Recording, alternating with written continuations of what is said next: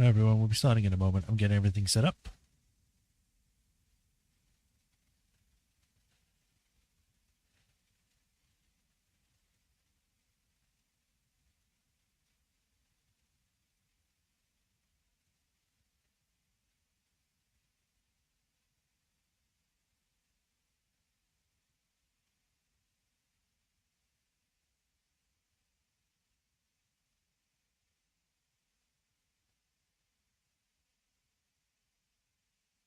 Okay.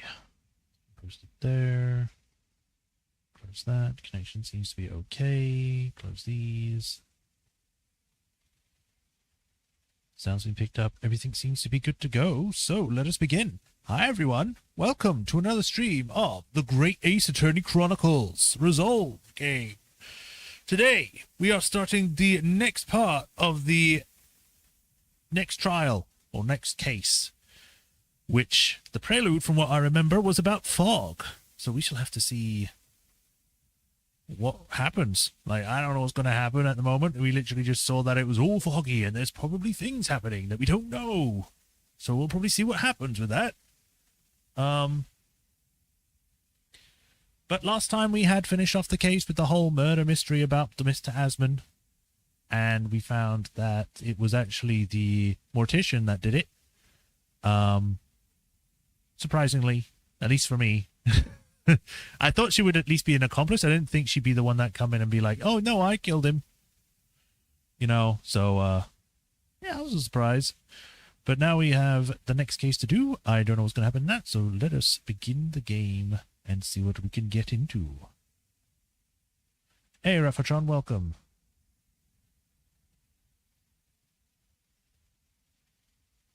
So, I know I said yesterday and the previous stream that I might be having, well, I was supposed to be having, like, my computer being fiddled around with today. That unfortunately didn't happen. It has to be postponed until Sunday, possibly. If not Sunday, then possibly next week. The guy that was supposed to be doing it has got a lot of stuff going on right now, so he's not able to come over and do it. So, we're going to have to wait for that, or I'm going to have to wait for that. So, postponed anxiety, yay! I don't blame the guy. Obviously, he's got his own things. Right, sounds picked up, showing up on there. I need to refresh from stream. Hey, Baloroth. Prepare for emotional damage. Oh, boy. More. Please, sir, can I have some more damage?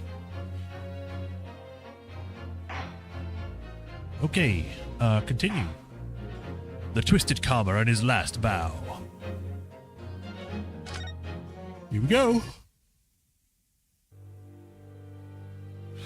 It was indeed a most bizarre incident born of a curious advertisement and a common killing at the edge of town. Twisted Karma on his last bow. Number 4. Pipe in hand, Sholmes looked down at the thick, rolling fog outside our window. I wonder exactly how many mysteries are out there, hidden within this bed of fog. All of the mysteries. Indeed, a most bizarre incident, born of a curious advertisement. A hellhound's mad gallop through the shadows of a serial murder. An executed man's graveyard resurrection in the dead of night. And a commonplace killing in a small, forgotten room at the edge of town. There is, naturally, always another side to every case, of which most remain ignorant. And it is that other side which compels me to the scene of the crime, Wilson. So quickly now, take your hat and let's be on our way, my dear fellow. He said that thing! For our adventure is not over yet. Come, the game is afoot. Why is it a foot? Couldn't it be a hand? It's a bad pun. You know, if I sound tired, it's also because I woke up early because I wanted to get the thing done as soon as possible. So, because I woke up early for nothing. I'm wondering if the others will show up. Hey, Matt, I was just saying wondering if you guys will show up. Let's get rolling right into more heartbreak. Yay. 8 days after the earth-shattering trial and Cosimo regaining his memory, you were in the foyer of one of London's most luxurious hotels, the Great Waterloo Hotel. Oh, I know that place. I mean, I know of it.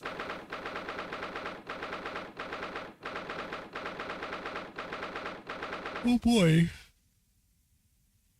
1st of November, 10:24 a.m. Great Waterloo Hotel foyer.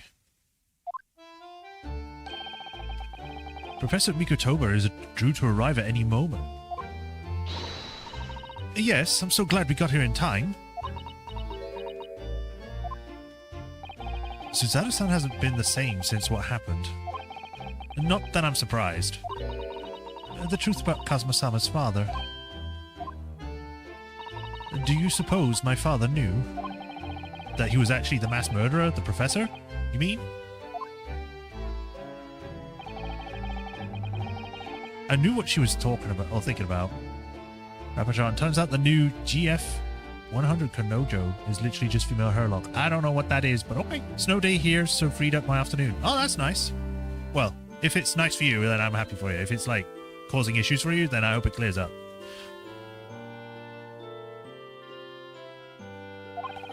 There's a good chance, I'd say. I mean, they did come here to London together 16 years ago, didn't they? Yes, that's true.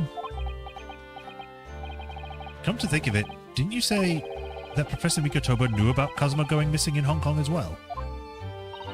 That's right, but for some reason he wasn't at liberty to talk to me about it. That probably means he knows then.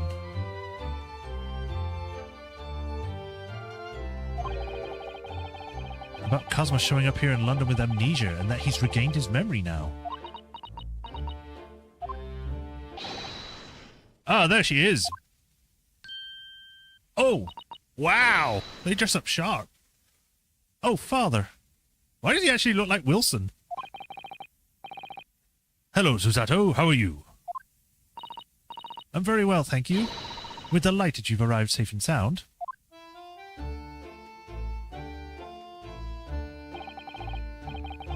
It's so weird seeing him not as a square. I mean, he's still kind of square-shaped, but he doesn't have, like, just a dress that makes him look like a rectangle.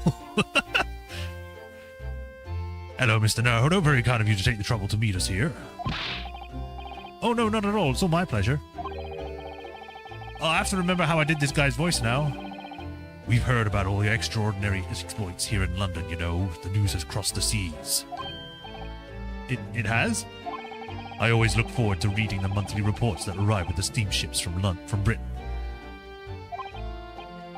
Oh, I see. Well, thank you very much. Who is this man, and why do I feel as though I've seen him before? I take it from your expression that you can't quite place me. In that case, how about a little reminder, Seishiro? A firm tap should do it. Yes. A firm tap? What? Here we go, then. I hereby pronounce the defendant, Ryunosuke Naruhodo, guilty. Oh, you're...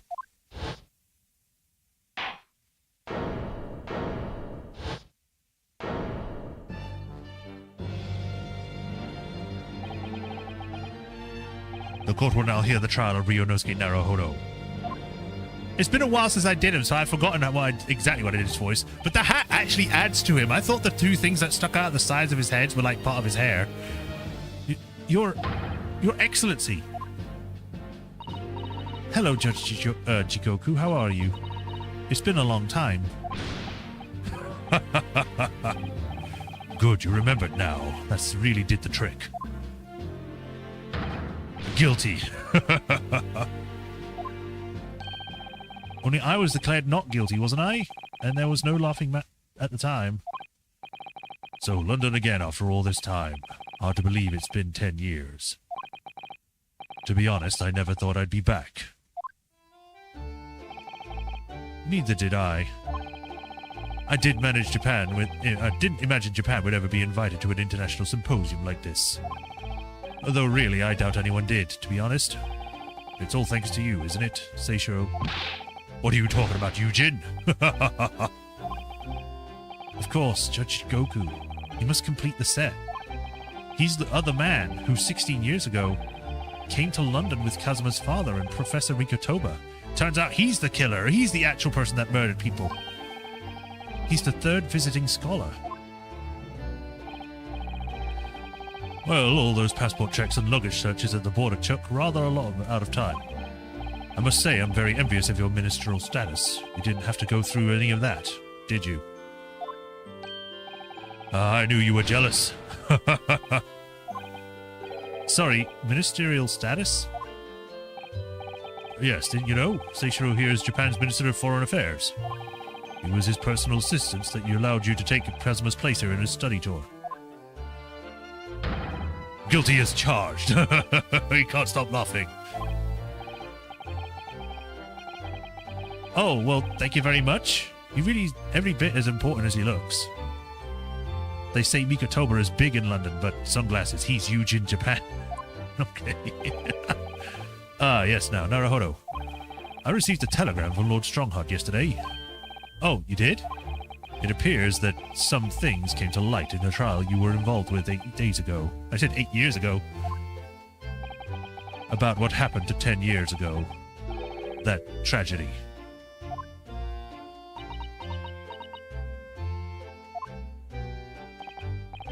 Yeah, you could you tell us any more about it? I want to look around first. That's a big suitcase. There's a body inside. Look at that. It's a picture of the Crystal Tower. We couldn't get the Eiffel Tower because it's copyrighted or something, I guess. Well, the Great Exhibition is one of Britain's most prestigious events or achievements in recent years.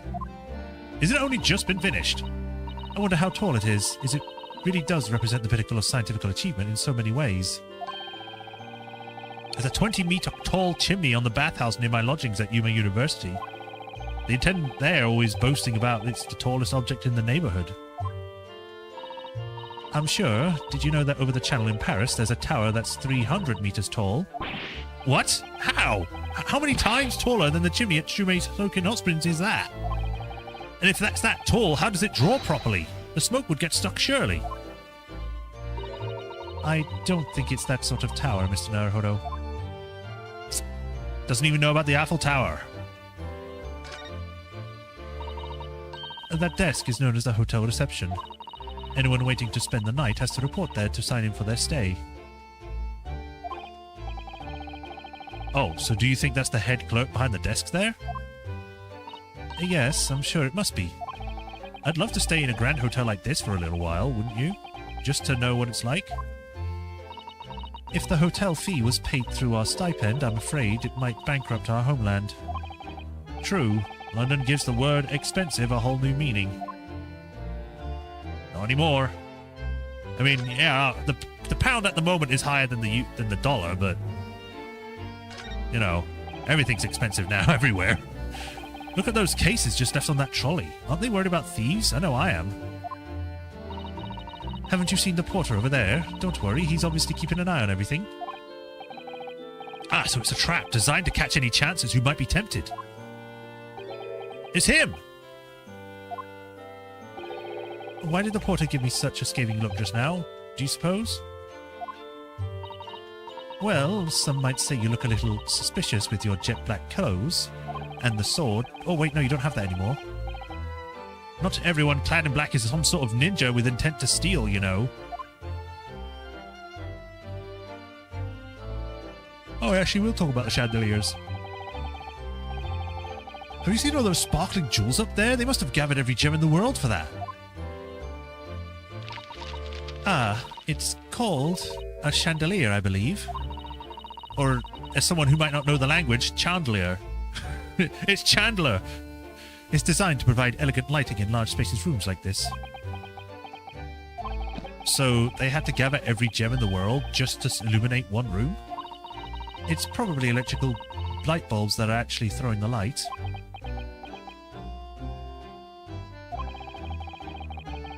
If I tried to hang something like that from the ceiling in the office, it would be scraping on the floor.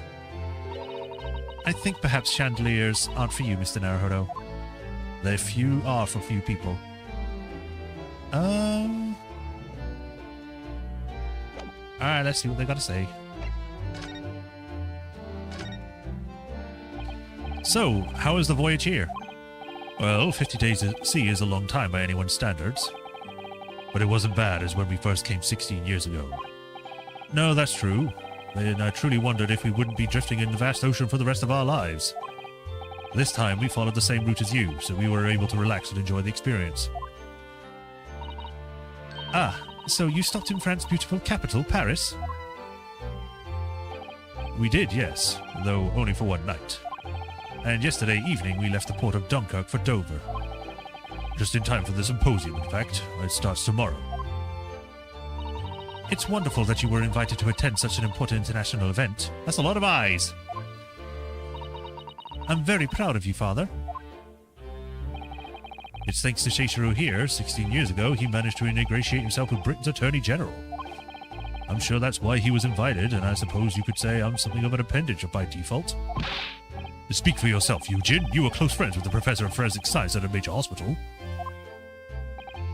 Yes, well, I'd rather not dredge all that up, really. No, there's been a lot of water under the bridge since then, but it doesn't bring him back. Cosmo's father, I suppose.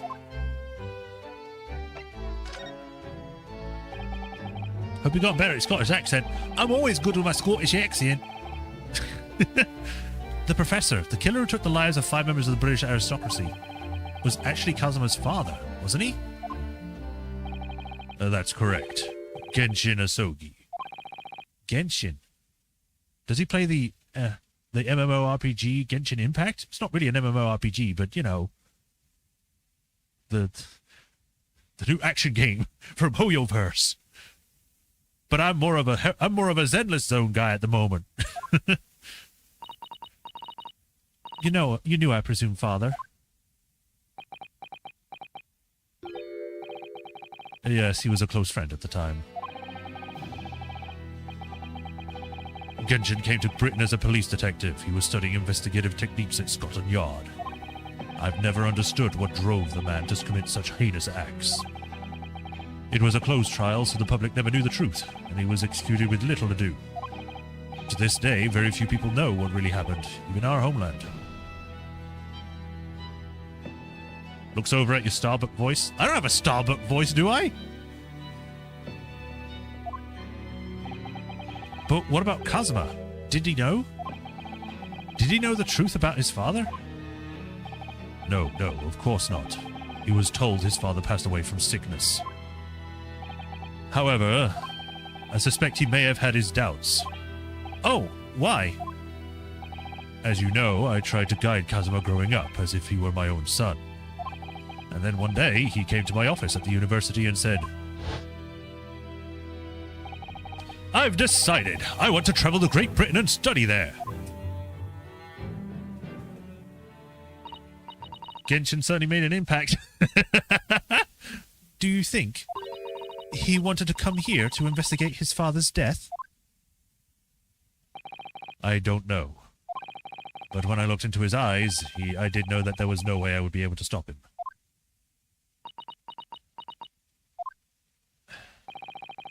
Something else came to light in that trial the other day, actually. Oh, what? Well, having disappeared in Hong Kong and been missing for almost a year, Kazuma's since turned up here in London, working as the apprentice of Lord Van Zeeks. Oh, Solomon Starbuck. I thought you meant like Starbucks, the shop, like the cafe.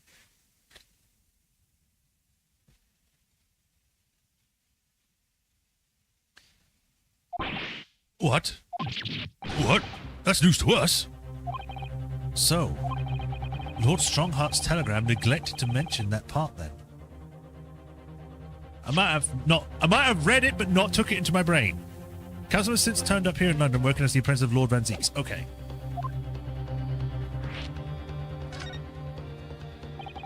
As you know, we both thought Kazuma had died on the steamship during our voyage to Great Britain in January. But he didn't die. He's alive. As you knew, didn't you, Father? In actual fact, no. What I did know is that when your ship docked in Hong Kong, he mysteriously vanished. We sent a team of investigators to Hong Kong to try to ascertain what happened, but to no avail. But he's still alive, and here in London, you say. I never dared even to dream it. Why on earth did the young man not make contact? I asked you. The government and the police have been chasing clues fruitlessly for months now. Well, it seems that he was suffering from amnesia. What? Amnesia? When we first came across him again here in London, he didn't know who either of us were. I see. He only regained his memory 8 days ago. This is unbelievable. Yes, it's quite miraculous. I wonder why Lord Strongheart didn't let us know. Because Lord Strongheart is the villain all along. He hires a woman who ends up murdering someone. He's a killer. I must speak with him urgently. I wonder how Cosmo's been these past few days. Would it be wrong of us to go and visit him?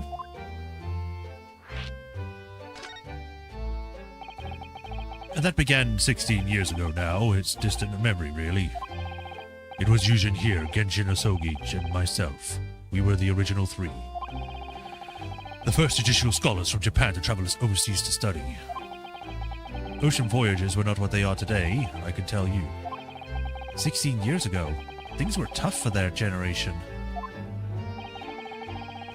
Dang, I might have to go back through all the playthroughs to hear your other characters' voices. Oh god.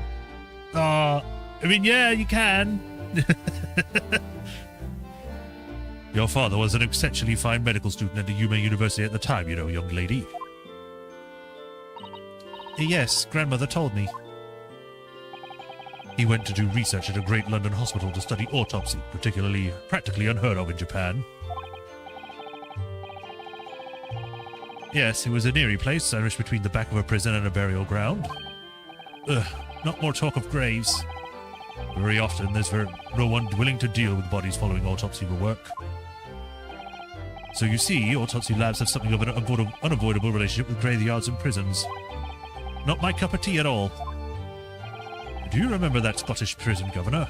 Caden, his name was? He was a good man. Yes, but then of course, in our 6th year here, everything changed with that dreadful case. When Genshin was arrested for a series of most gruesome murders, such as the murder of their own game. Strongheart gives off too much Gant energy to be evil. So of course he's evil. I mean, I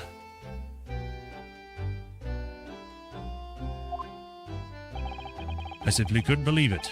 I'd known the man for years. I was witness at the secret hearing and I tried to speak in his defense, but you went a little too far and ended up facing charges yourself, didn't you?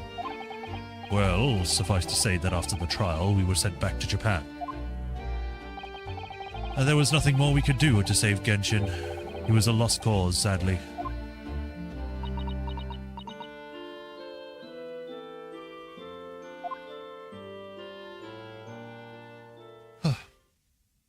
For a second then, I thought this was an eye. It's part of the freaking column. Well, if you excuse us now. Yes, I'd like to get this trunk up to my room as soon as possible. Oh, I'm so sorry. I shouldn't have held you up here for so long. I'll call you for the porter then. Just wait here. Susanoo-san's gone off at a run. I like to imagine she does the anime run where it's like her legs are spinning wheels and she just leaves a dust trail behind her. I'd like to stay and talk more, but I do have various preparations to make for tomorrow. Yes, of course. It must be a big responsibility representing our entire country. I wish you the best of luck. Naruhodo, I hope you'll keep an eye on Susanoo for me. Keep looking after her as you obviously have been. You're saying that it's a death flag, man. You can't say a death flag right now. Oh, no, I mean, if anyone's looking after anyone, it's her looking after me. Well, I do appreciate you being there for her, after all. I've been a miserable father to her. I've thoroughly let her down. Sorry? What do you mean? Well, it was 16 years ago that I started my long study tour here in Britain, you know. Or as you know, the very year Susanoo was born. Yes, I heard. The birth of my daughter was the most joyous event of my life, but... Well, sadly, it was accompanied by the most tragic event of my life, too. Oh, yes, Susanoo-san hinted at something like that. because it's been a while, I'll do this one normal. It was a rather turbulent time at home.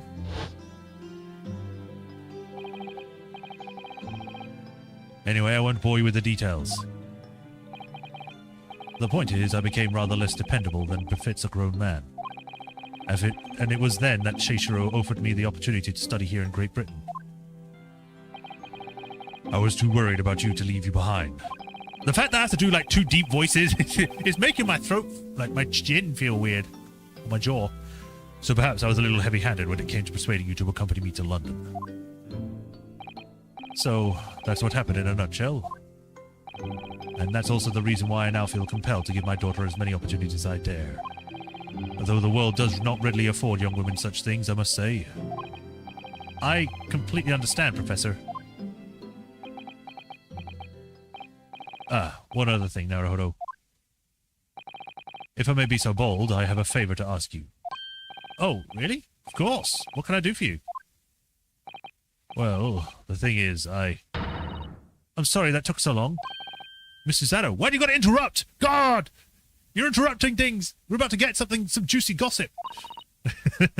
And now then, allow us to take your bags. Allow me to... I can't remember the voice for you because it was so long ago. It was in the first game. Allow me to take your bags. One moment, if you please, Porter. Of course, sir. That machine around your neck is a camera, I believe. Oh, quite right, sir. Just 5 shillings for a lovely photograph to commemorate a wonderful stay at this hotel, sir. Well, I think that given the occasion, we could justify the expense. Yes, of course.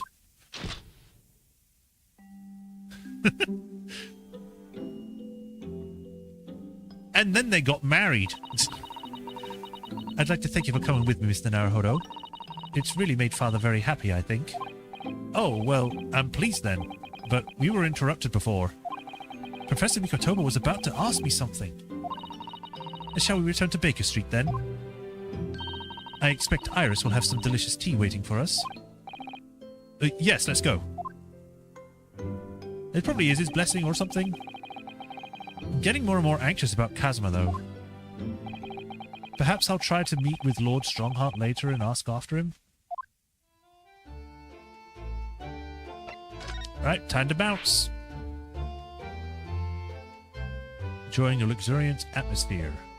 One of the most luxurious hotels in London, where Professor Mikotoba and Judge Kikoko have rooms for the duration of their stay. It's more grand than anything I've seen before.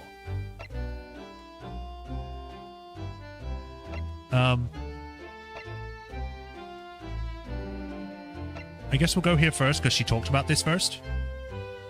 The home and the office, the world-famous great detective. I believe Iris has tea waiting for us, Mr. Naruhodo.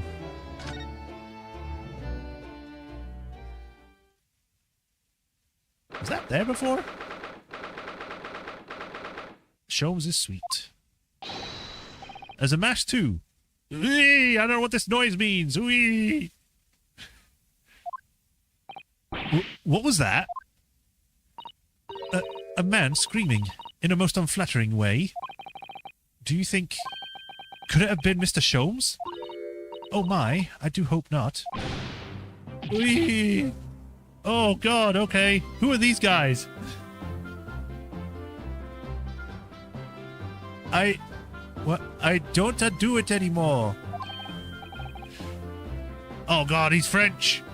Mon ami, mon ami. Stubbsy's too great for display, huh? Who are these people? Oh, French and Italian? Oh, great.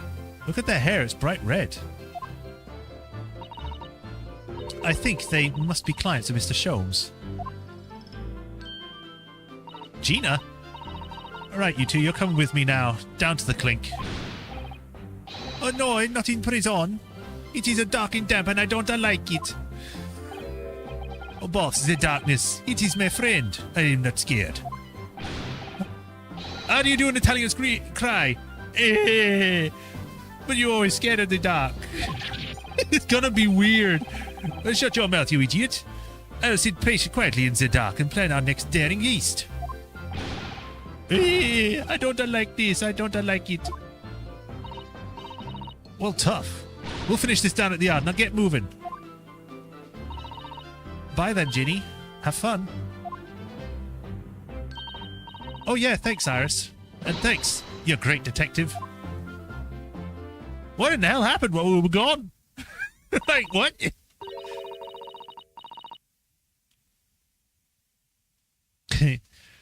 Hee. Gina makes a fine detective herself, doesn't she? I really hope you do that Gina scene justice later. What Gina scene? One that's coming up or a past one that we've already done? The discount Skulkins, yeah. Oh, Susie and Runo. Oh, hello, Iris. We're home. Well, did you find your daddy? What? Who is your daddy and what does he do? Yes, we arrived at the hotel just before he and his friends. Or friend. Oh, well, that's great news. I hope I'll get to see my daddy again soon. Oh my god, instant depression. Yes, your father, who isn't dead at all. Yes, of course. Dr. John H. Wilson. I guess this is, Sholmes. So, Iris, all that remains now is the greatest problem known to man. Why is his hair red? But before we concern ourselves with that, I believe some tea is in order, don't you, my dear fellows? I realize now that the intro, the drawn intro, had people with red hair in it.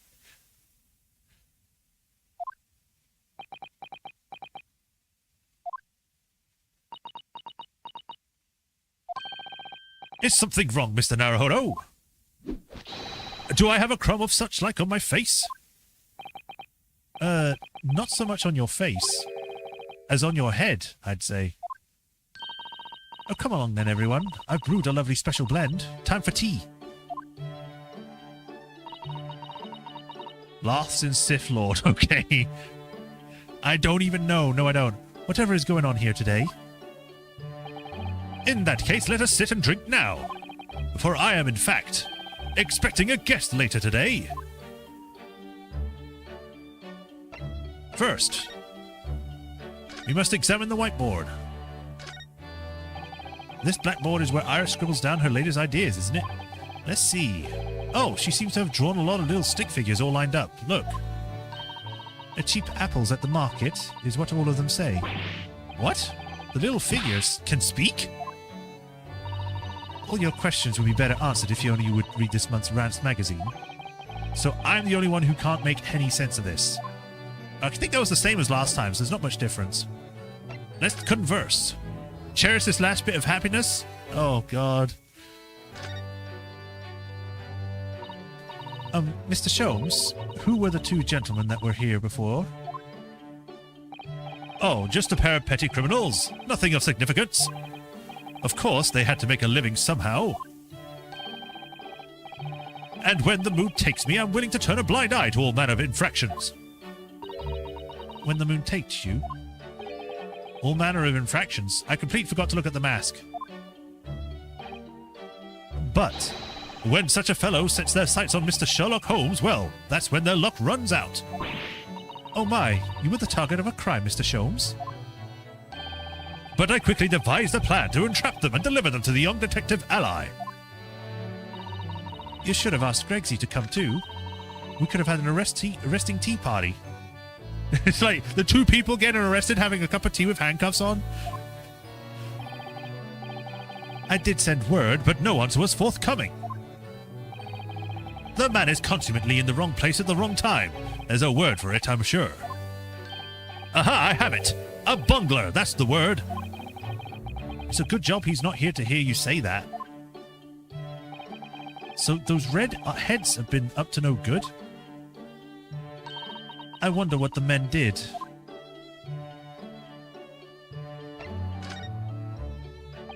What was that about the greatest problems known to man that you mentioned before? Wait, did I say Sherlock Holmes? I meant Sherlock Sholmes. Is it another fiendishly intricate case, Mr. Sholmes? I miss Midden 2 spells. It's only been like one case. We've only just started, but I miss her. How best that I should explain it? Are you aware of the theory of evolution by natural selection, perchance? Well, I think I've heard talk of it somewhere. Possibly. It's a revolutionary scientific theory that was newly proposed 40 years ago now. According to its author, Mr. Darwin, we humans were once apes who lived in the treetops. Wait, what? We were apes? Indeed, and from the very moment those apes descended from the canopy to live as humans, it has been our lot to be at the mercy of the greatest problem known to man. Our lot? What is this great problem, Mr. Sholmes?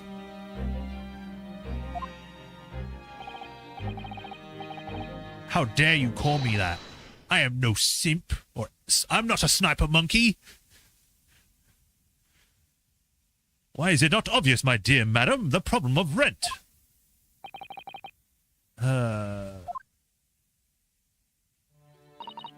But did you not receive a rather large sum of money from Madame Truspells only the other day? Pshaw, a large sum. One potted herb for Iris and a new motor car for me later, and all of it was quite disappeared, I assure you. Honestly, Hurley, you know you squandered it. Yeah, I saw it. I saw the clip. Yes, well, anyway, 2 days ago, I discovered the answer to a man's greatest problem, for the coming month at least. And what was the answer? Why, there is a substantial clue before your very eyes. Don't tell me. Let me see. Humans are sorry creatures, unable to see what is in front of their noses.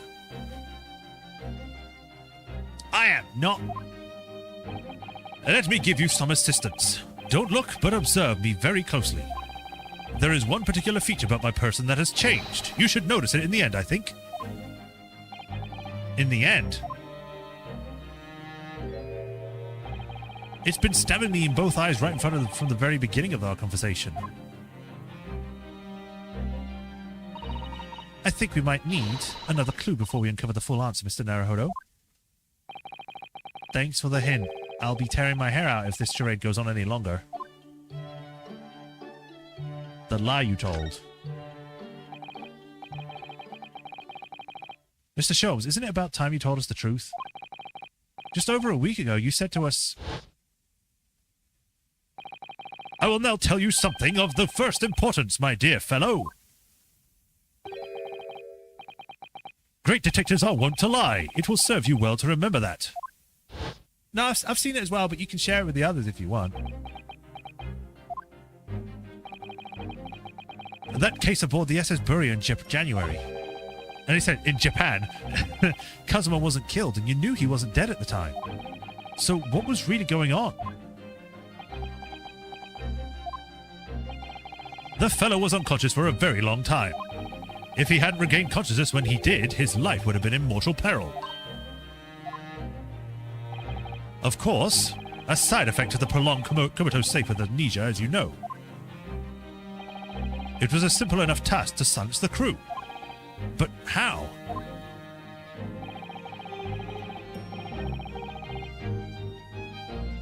After they carried him out of the cabin, I assembled them in the lobby area. And then I made them swear to leave him unconscious and have him unlaid from the ship in Hong Kong as a murdered corpse. Oh, how horrible.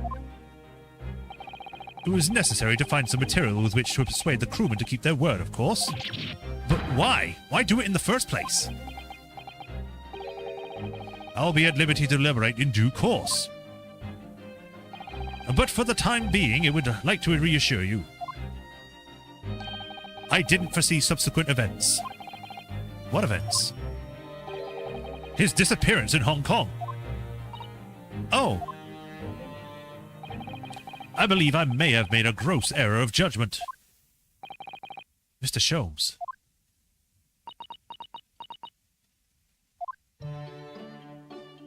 All right, well. Time to examine. The mask Kazuma wore when he was assigned to Lord Zanziks as his apprentice. When he cast it aside after the trial the other day, I just sort of picked it up.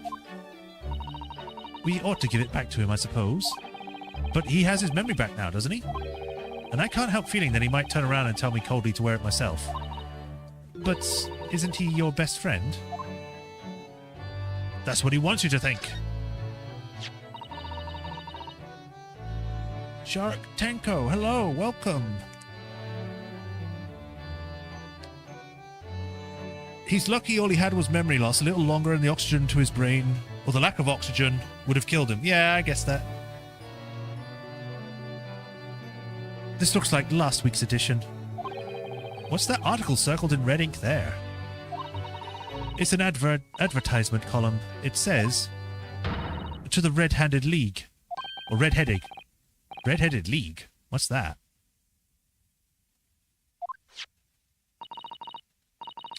I don't know. I've never heard of it before, but... Is something on my face? Clearly this has something to do with that. Lively hair. Red-Headed League article has been entered into the court record. Let's have a look at this, shall we?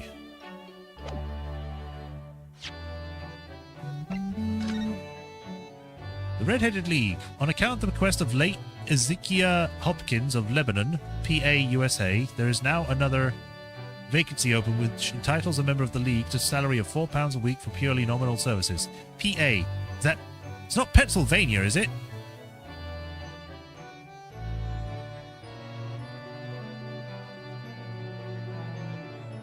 All red-headed men who are sound in body and mind and above the age of 21 years are eligible. Apply in person for the morning of the 31st of the large park on Lime Street. Get £4 a week if you are red-headed. A most fantastic money-making opportunity. St. Bartholomew's Hospital, Public Health Report, Retrospective, Salary Rejected Experiment. Jon Snow from Game of Thrones? Strong correlation between contaminated water and the prevalence of something. Connor is consistent with his own research and germ theory. Minuscule microorganisms are the actual cause. Magic. PA is Pennsylvania. Okay, so I was right. Okay. Smallpox, fever hospitals. All right, let's present you with the newspaper. It looks as though someone circled an advertisement in this paper, Mr. Sholmes. To the Red-Headed League? Does that strike you in some way? I was thinking that just maybe it might be related to your bright red hair. Would it not count, though, because you've dyed that? The paper spelled minuscule wrong. Did it? I missed that.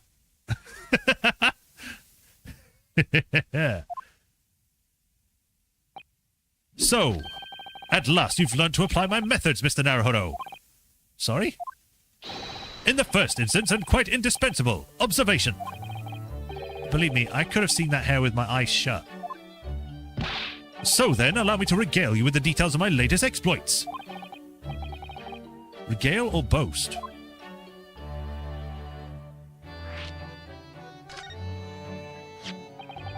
So what is the Red-Headed League, which seems to be the subject of the advertisement you circled? You've noticed it in the paper, then. That, my dear fellow, was going to be the source of this month's rent payment. It was? How? According to the advertisement, the Red-Headed League is a distinguished institution of fellow unspecified governance. In fact, the only condition for becoming a member is having red hair. It said minuscule microorganisms, which with an I instead of minuscule with a U.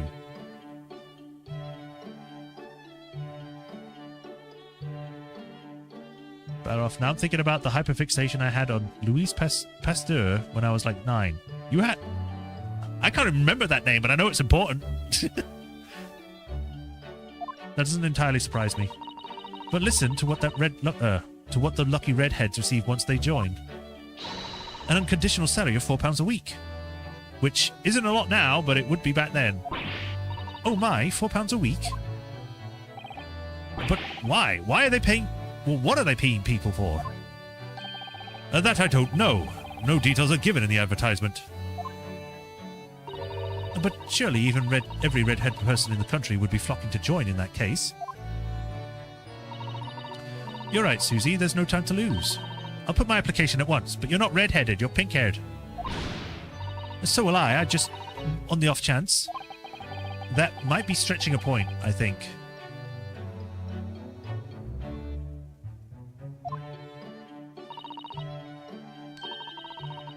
The trouble is, they have a fixed number of members, you see. Oh, I see. So once a certain number of people have joined, no one else can. But as luck would have it, one member recently passed away. That's not good? That's not a good thing? It wasn't particularly lucky for the red-headed in question, though, is it, I feel, Mr. Sholmes? Wow, we barely started. I've already got 100 comments. Great, welcome. Welcome to the 100-comment world.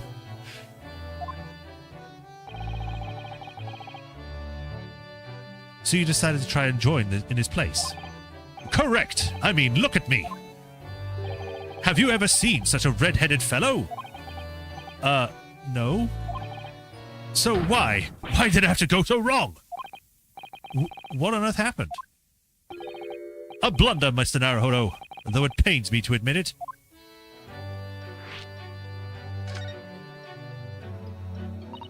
Oh, what did you actually do to your hair, Mr. Sholmes?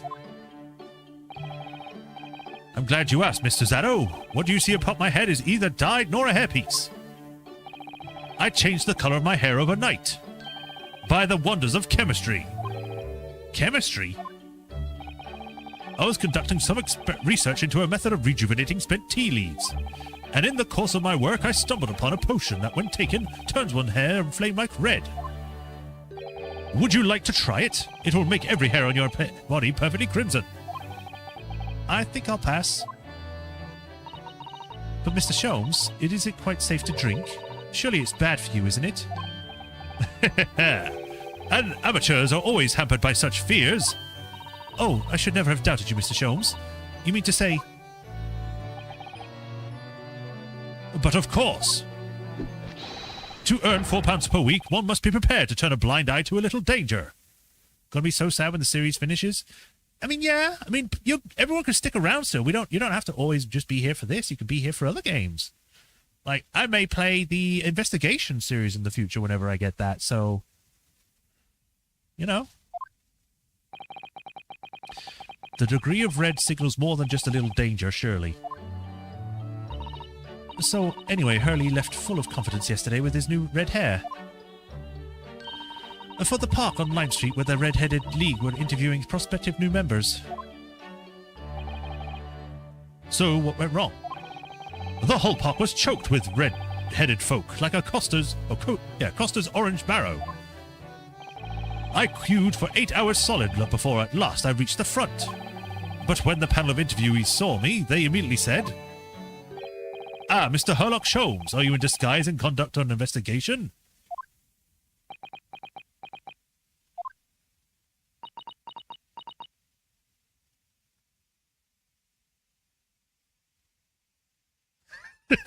I mentioned investigations, and I get 2 different points of view. Someone says Investigations 2, Matt says Investigations 2 is the best game in the series, and someone at Raffatron says that the investigation games are not good. That makes me intrigued to see where they go when I start playing them. So naturally, I had no choice but to reply. Shh, don't give me away. After which I could do little else but turn and leave. Then this morning, when I looked in the mirror, irritation stirred within me. So I turned that pair into the police. Oh dear, what a disaster. For Hurley and those 2 redheads. I see what you did there. Investigation 2 is miles better. Okay, Matt. Okay. Mr. Sholmes, you mentioned before that you were expecting a guest today. Indeed, Mr. Zado, that is correct. Not another one of those red-headed gentlemen that were here before.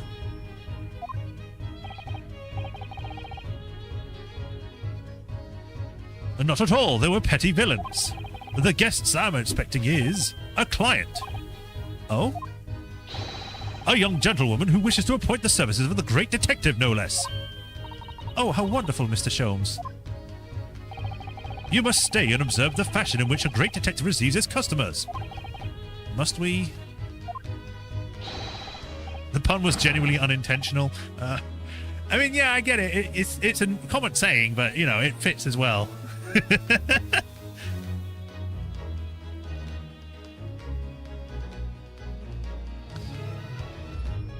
I have you in my clutches now, Rent, just as I have you in my clutches, redheads.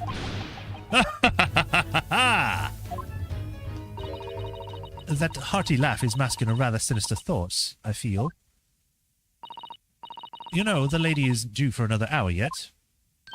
I don't feel as though you must wait around if you have other things to do. Is that a hint as though I should be doing something else now? I just want to be safe, just in case there's something on the left side. Violin is still there. Okay. Well, I guess we'll go to the roof first.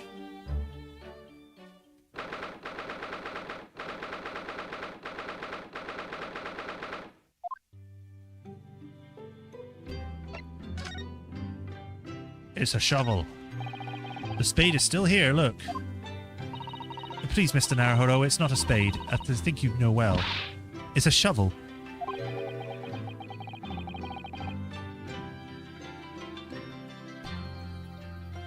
It didn't take long to reignite that old argument. I have an idea. Let's give the implement a name, like Professor Hairbrain named his tools. Oh, I never thought of doing that. From now on, then, let's call it Ryunosuke. No. It's clearly much more of a Susato. The old argument has taken a new, unexpected turn, it seems. Call it Kazuma.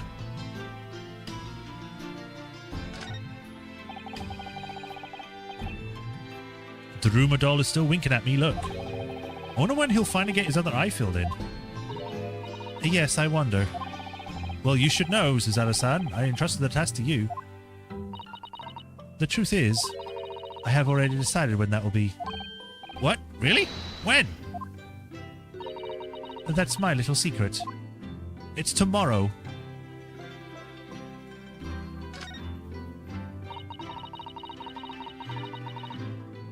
The steam is rising gently from the kettle as always. Yes, it doesn't feel somehow right unless it is. But the steam has an unusual scent today. Perhaps the sweet potatoes that I brought back from Japan were with me already. Oh, Mr. Naruhodo, I heard that, you know. Tears of joy, Mrs. Sato, from my mouth.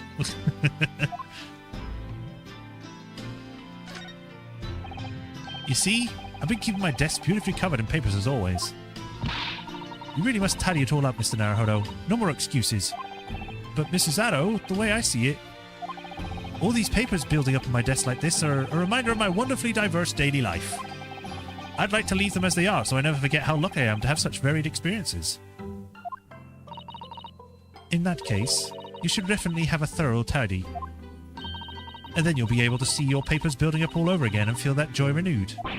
Still can't beat her at an argument, even though I'm the lawyer here. Just say that if she keeps going against you, you'll sue her. That'll work.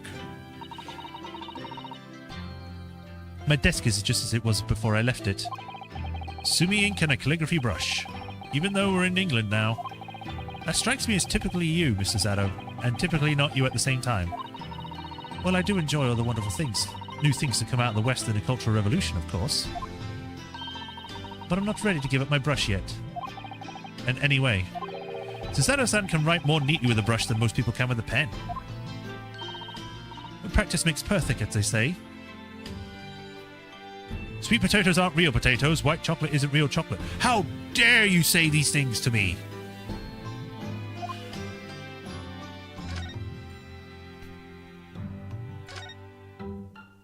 I'm like the guy from The Incredibles. Incredibles 2 is like, math is math. I'm like, potatoes are potatoes. All the sea life seems very content in there, I must say. I've noticed something recently, actually. The anemones breed at most extraordinary rates. Oh, really? It's a mystery why the whole seabed isn't buried in a mountain of them, actually. Oh, how splendid. And that really is a mystery, isn't it? I wish there was someone here to explain Susato-san's strange reaction to that.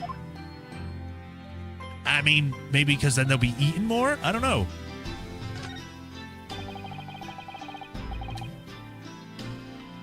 The room across the hall is undisturbed, of course. I don't suppose I'd be admitted to see inside now that you're back, though, would I? You know very well, or that only Iris is allowed in there. Or inside. Yes, I've heard you two giggling together in there again last night. You can visit Mr. Sholmes in his room, Mr. Naruhodo. Last time I did that, he tried to convince me to drink some strange concoction he mixed up.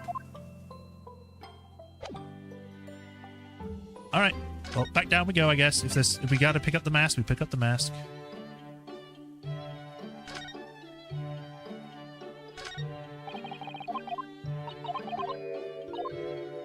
Nope, nothing to do with the mask, so I can't pick it up. Alright. Oh, no, not present. I meant to go move. To the Lord Chief Justice Office. But Muffet from Muffetail and Liquid Snake from MGS are dating on my Tomodachi Life Island. That is okay. The 1st of November. Why is he standing like that? He's like got a weird curved back. Like he's all dramatic. Here's the final draft for the opening address of tomorrow's proceedings. I've supplemented your original with the figures you've asked for, William, from the yard. I see. Excellent words. Thank you. You're welcome, my lord. What's Lord Van Zeeks doing here? My, there seems to be an awful lot of tension in the air, wouldn't you say? This place is stifling enough as it is. We really don't need any more tension.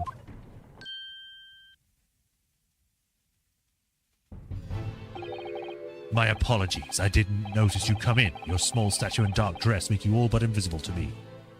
If you're not wearing yellow, I cannot see you. Is he like a T-Rex or something? If you don't move, he doesn't see you? Oh, no, it's entirely my fault for wearing black, I'm sure. From now on, you must dress in white from head to toe whenever you come in here. And now then, Mr. Naruhodo. Yes, my lord? I'm right here.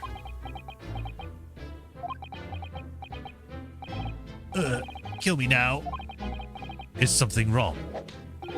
Perhaps it's a little too hot in here for you. Oh, no, not at all. I mean, I've never experienced a room with such perfect temperatures. If you're sure, the beads of sweat carving their way down your face seem to suggest otherwise. Because of the daggers you're staring at me with, mainly. As you're no doubt aware, my International Forensic Science Symposium begins tomorrow. In fact, your father arrived in London earlier today, I hear, madam.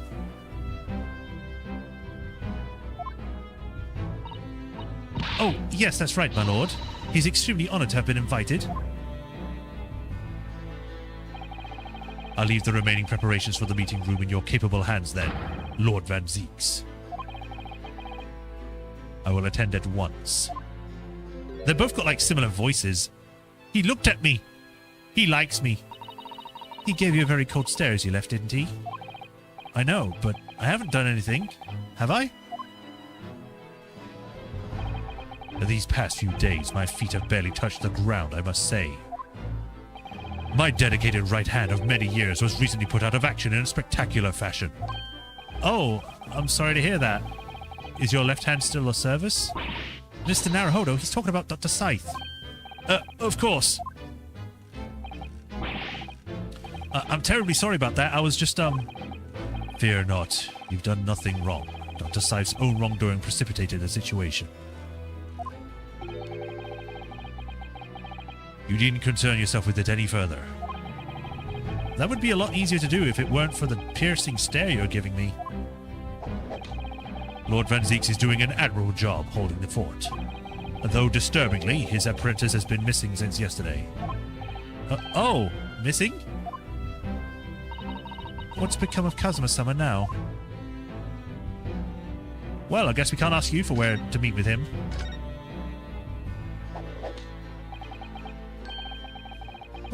Excuse me.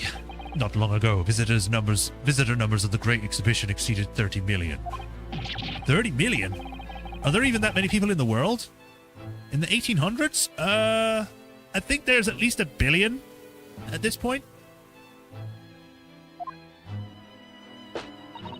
As a comparison, Mr. Naruhodo, the population of the imperial capital Tokyo is 2 million. I will be opening the International Forensic Science Symposium in the exhibition's main auditorium. This event has been 2 years in the making, 2 years of preparations and negotiations with other countries. It sounds like a tremendous achievement. Congratulations. The 20th century will see the wholesale adoption of forensic investigation techniques. and cooperation between the policing organizations around the globe will be essential. Which is why you are not invited. Get out. The landmark first symposium had to be hosted here in the heart of the great British Empire, in order that Scotland Yard could become the leading investigative organization in the New World. He's the same as ever. I see. That passion of his is quite something. You're every bit as passionate as in your own way, I'm sure, Mr. Naruhodo. I'm the only person in this country who truly cares about a future that embraces forensic science. It was my intention to become Her Majesty's Attorney General and reform the Yard from the ground up. 1.6 billion. Ah, so it's about right then. So the disgrace of the forensic investigation team has been a bitter blow for my ambitions. Which means that we've more than doubled the amount since then. Because we're like in the 8 billion at the moment? 8.1 billion or something?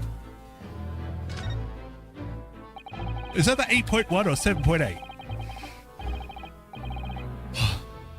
I first established the forensic investigation team a year ago, experimentally, to start with. With Dr. Seif at the helm, it was the steadily accruing impressive record of achievement. I was on the verge of changing its name and elevating its status to full-blown forensic investigation department. And can you not do that now? Obviously. No one wants to hear anything about it at the moment. Even I can't keep the story out of the papers. 6 million Londoners will be cursing forensic science now. This incident will set back our country's advancement in the field by a good 10 years, I'd say. Unintended repercussions of our trial. We simply couldn't have overlooked what had happened, though. Of course not. We should all be grateful to you both. Anyway, I'll still reform this country's policing when I become Attorney General. So 5 times what was in population at the 1900s. Yeah. This may delay my plans, but it won't alter them. Nothing will stand in my way. Not even you. Pulls out gun. About Lord Van Zeek's apprentice. Ah, yes. That came as a surprise to me, I must say, that you and he are old friends. How did he become an apprentice to Lord Van Zeek's in the first place? It came about 3 months ago. An unidentified Asian man was apprehended by border police, and they found him hiding aboard a large goods vessel. Oh my! So he stood away to get here. He had no papers to identify him, no passport, and he was suffering from amnesia too. Other than the fact he was clearly of Eastern descent, there were no clues as to who he was. So I decided to assign him to Lord Van Zeek's. That way I could keep an eye on him. But then, why the mask? I didn't want to burden Lord Van Zeek's with tiresome explanations about why he had an Eastern apprentice. Because it would seem so much easier to explain why he was wearing a mask? He was proving to be a great help to Lord Van Zeek's. I have high hopes for his future. By the way, do you know where he's gone? No idea, but I believe he's left London for the time being. Oh. I take it you also didn't know that the man's father was one of our country's most infamous criminals, I mean. Genshin Asogi.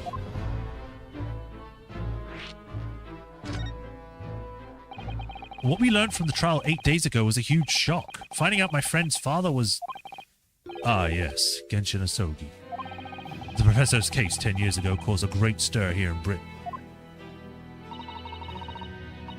There were such awful murders and unprecedented, using a ferocious dog as a murder weapon. And no one would have believed the culprit was a foreigner student invited to study here by the government.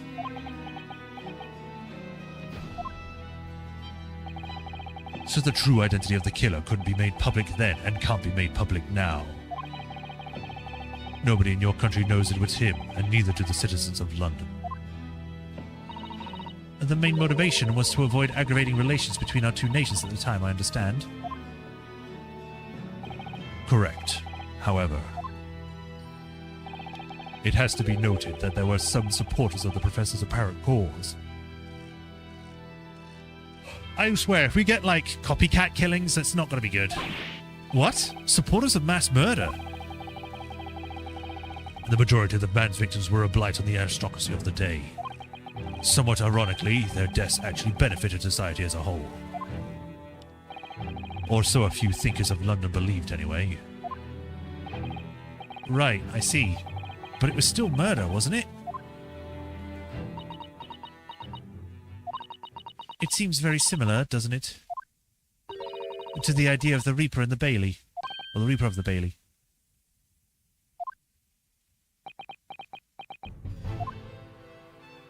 Ah. That's it? I thought we'd bring up a new conversation about the Reaper of the Bailey.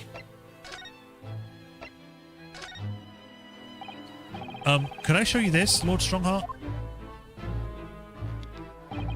I'm the Lord Chief Justice. I'm not here to offer advice about evidence. Oh. Especially when the evidence in question is so dull. Ah, so that's the real reason. You want to look at my badge? The answer is no. I don't know if I noticed it before, but his little lapel things look like hearts. Is there anything new to look at here? Or is it all going to be the same? This is armor. These very European suits of armor are still glaring at each other across the carpet, I see. In a way, they feel like guardians of the Lord Chief Justice office. I suppose they're rather like the lying dogs that guard shrines in Japan, aren't they? Aren't they a bit too human to be called lion dogs? Did you know that it's a dream of mine to keep two cats one day? I feel as though we've gone off of a bit of a tangent, don't you?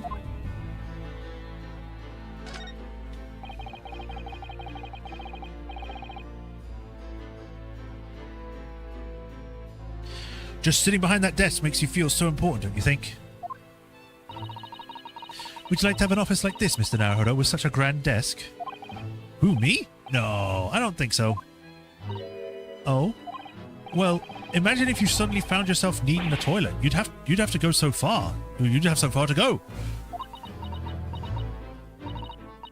How true. Perhaps the important people who work in ostentatious offices like this haven't considered such things. I'm going to take that as a compliment. Let me just see if there's anyone on the sides.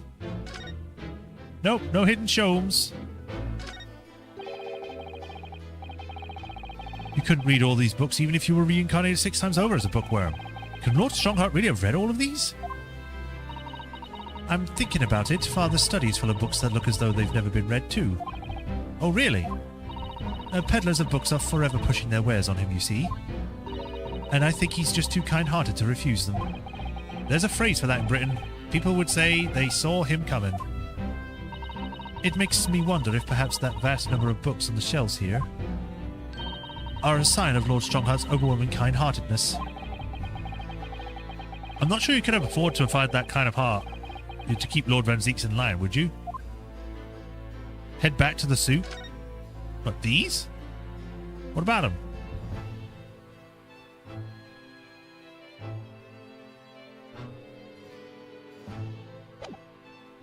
Alright, well, I guess we've got nothing else more to do with you.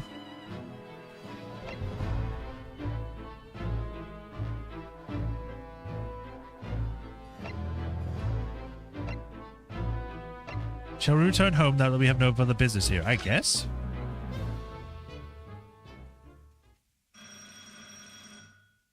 I don't need to do it, but ding-a-ling-a-ling.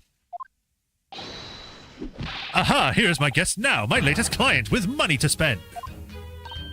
Ooh, I do hope it's an exciting case, Hurley. Remember, Iris, we are at present gripped by the greatest problem known to man. I must be willing to accept any case, no matter how unstimulating. Save locating a runaway, of course. Don't spare anyone's feelings, will you? Oh dear, I'm afraid that Hurley can lack a little tact, especially just before the rent is due. Oh, it's you! It's the woman from the jury last time. Mr. Sholmes. She says she's Irish. I have to do Irish for her. I mean, I didn't do Irish for her when she was on the jury. Oh, Mr. Sholmes. Or Scottish. Mr. Sholmes, please. Oh, please. Please find my husband. He's a runaway. That's Italian.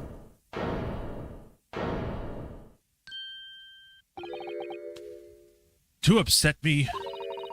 I beg your pardon? Or I beg your pardon?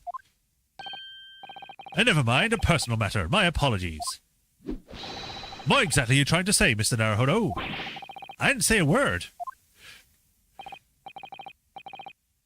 Come, my dear madam, be seated, Iris. Some tea, if you please. Of course.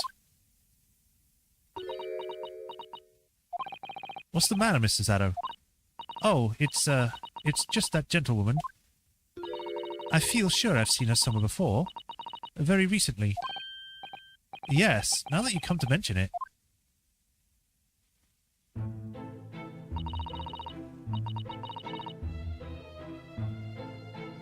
Oh, God, I can't do Irish, but I'll try. As I explained earlier, my name is Evie Vigil. I implore you to take the case, sir. Money is no object. Simply name your figure. Money and wealth are of little consequence to me, madam. Being offered a case to solve is reward enough. Oh, Mr. Sholmes, you are the picture of benevolence. I will, of course, take a mental note of your offer, however, for contingent reasons.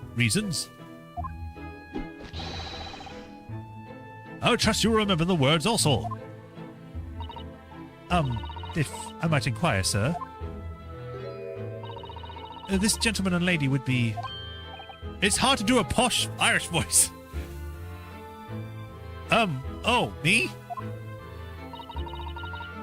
What I am about to tell you I would like to communicate in the strictest confidence, you understand? Ah, these are my friends. I assure you, you may say before this pair anything which you may say to me. I see. I can vouch for the gentleman personally, after all. He's hard of hearing. Why did I ever get up my hopes up? Alright, let's see what she's got to say. Mrs. Vigil, Mr. Vigil, your husband's disappearance. Forgive me for asking, Mrs. Vigil, but have we met somewhere before? Quite recently, perhaps? Oh my. Pshaw, my dear fellow, what is your intention? Clearly you have no ability to differentiate the facial features of the English. If you wish to invite the lady to tea, you must do so in a more gentlemanly fashion. What? Why did I glitch there? Fashion. Is it possible that you're the nice young lawyer from the trial I attended last week? I knew I recognized her.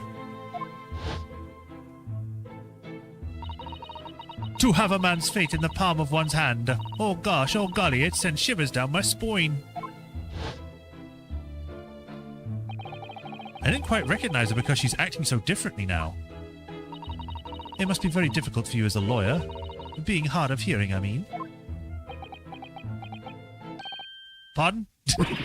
Oh dear, I'm so sorry. Don't worry if you can't hear. It was frippery, really, nothing more. Now look what you've started, Mr. Sholmes. Thank you very much. Why? I believe it would be prudent for you to sit quietly in the corner. Yes.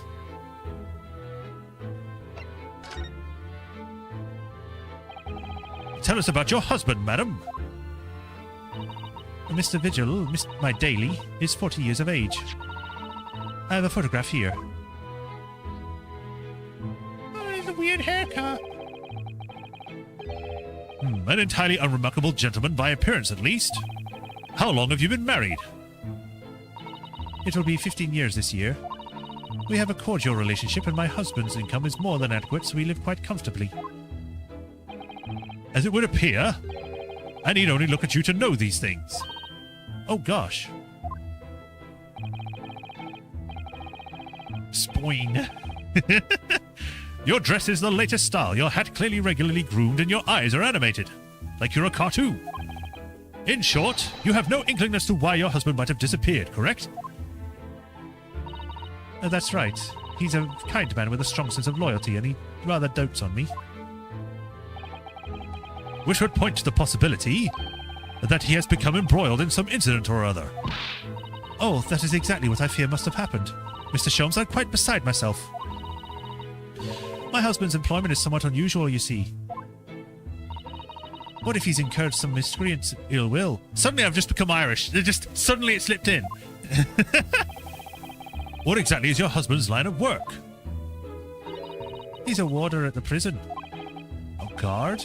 That is somewhat unusual.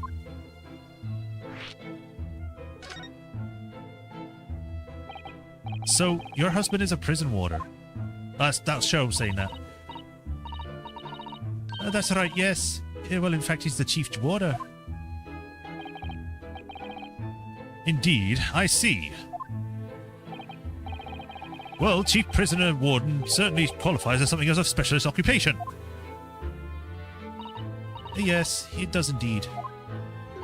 My poor husband has been prepared those dreadful punishments and see that they're carried out. Dreadful punishments? Does she mean capital punishments? And at such times, he must occasionally spend a night or two in the prison to dormitory. But for the extra responsibility, he is remunerated more handsomely than the other warders. Of course, we make no mention of my husband's work to the neighbours. Yes, I believe your prudence is justified. Tell me, at what prison is your husband engaged? A Barclay prison, Mr. Sholmes. Barclay? That's a bank! Oh, really? Barclay? Oh, a fine establishment. If I'm not mistaken, there's a large cemetery just behind it. Yes, that's correct. A Lowgate Cemetery. No. Lowgate Cemetery? The very place we were discussing in court. That's unbelievable. Unbelievable, my dear fellow. And yet undeniable. Sorry, Mr. Sholmes, I'm afraid you've lost me. Ah, pay no heed, madam, pay no heed. A private matter.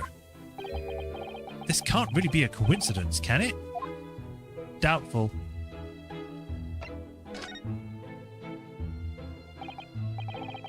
So, to the matter of your husband's disappearance. When did you realize he was missing? Please try not to laugh. It was yesterday. I'm sorry, yesterday? That really is recent. Laughably so. The truth is, my husband does at times have occasions to spend the night away from his work. It's not all out of the ordinary for him to be returned home at night, but this is different. For him to not make any contact for a whole day, that has certainly never happened before. Oh, my dear Daly, whatever can have happened? My dear Mrs. Vigil, please calm yourself. And now then, have you contacted the police? Oh, why, naturally, but sadly, they refused to listen to my pleas as my husband has only been missing for one day. I was asked to wait patiently at home.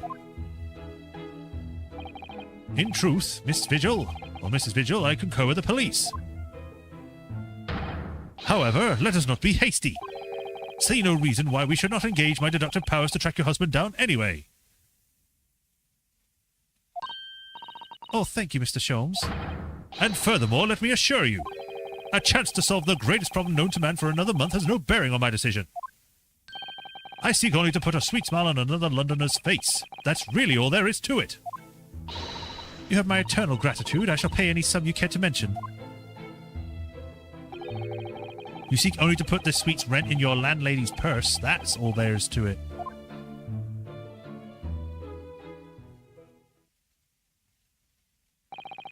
Thank you for everything you have shared with us, Miss Vigil. I believe I have all the information I need to begin my investigation. Oh, please report to me as soon as with good news, sir. Fear not, madam. In a day or two, I shall be contacting you with a heartening report, I'm quite sure. So soon? Oh, how splendid, Mr. Sholmes. Good news should be delivered early, I always say. It would be if you would be so kind as to leave the photograph of your husband in my possession. Photograph of Mr. Vigil has been entered into the record. In order to aid with the locating of his husband, he appears to have no particularly distinctive facial features. His hair's distinctive.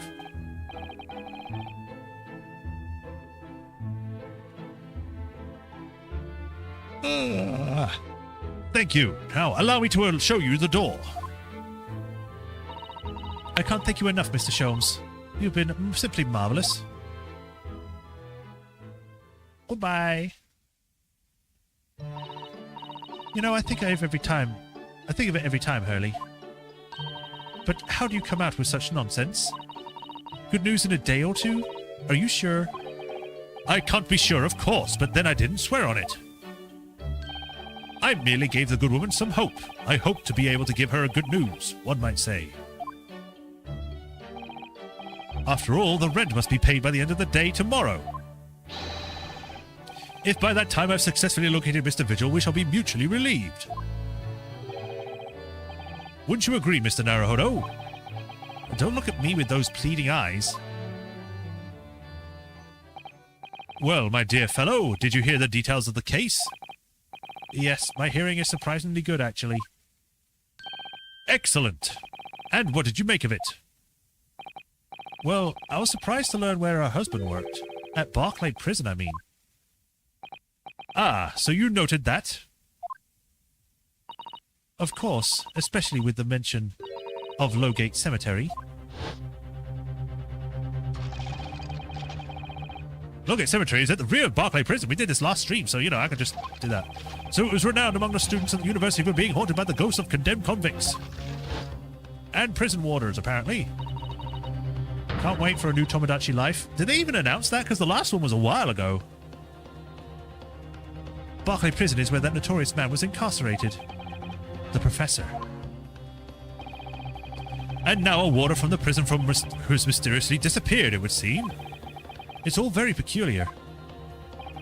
Indeed. But nothing you can't handle, I'm quite certain, Mr. Naruhodo. Sorry? Run along to the prison and see what you can glean. Would you? It's the prison governor you want. No doubt the man is equally worried. Why am I being sent? You go. But aren't you going to go yourself? Surely you needn't ask. I can't possibly see him out with this hair. Wow, okay. I mean, you wear a hat anyway.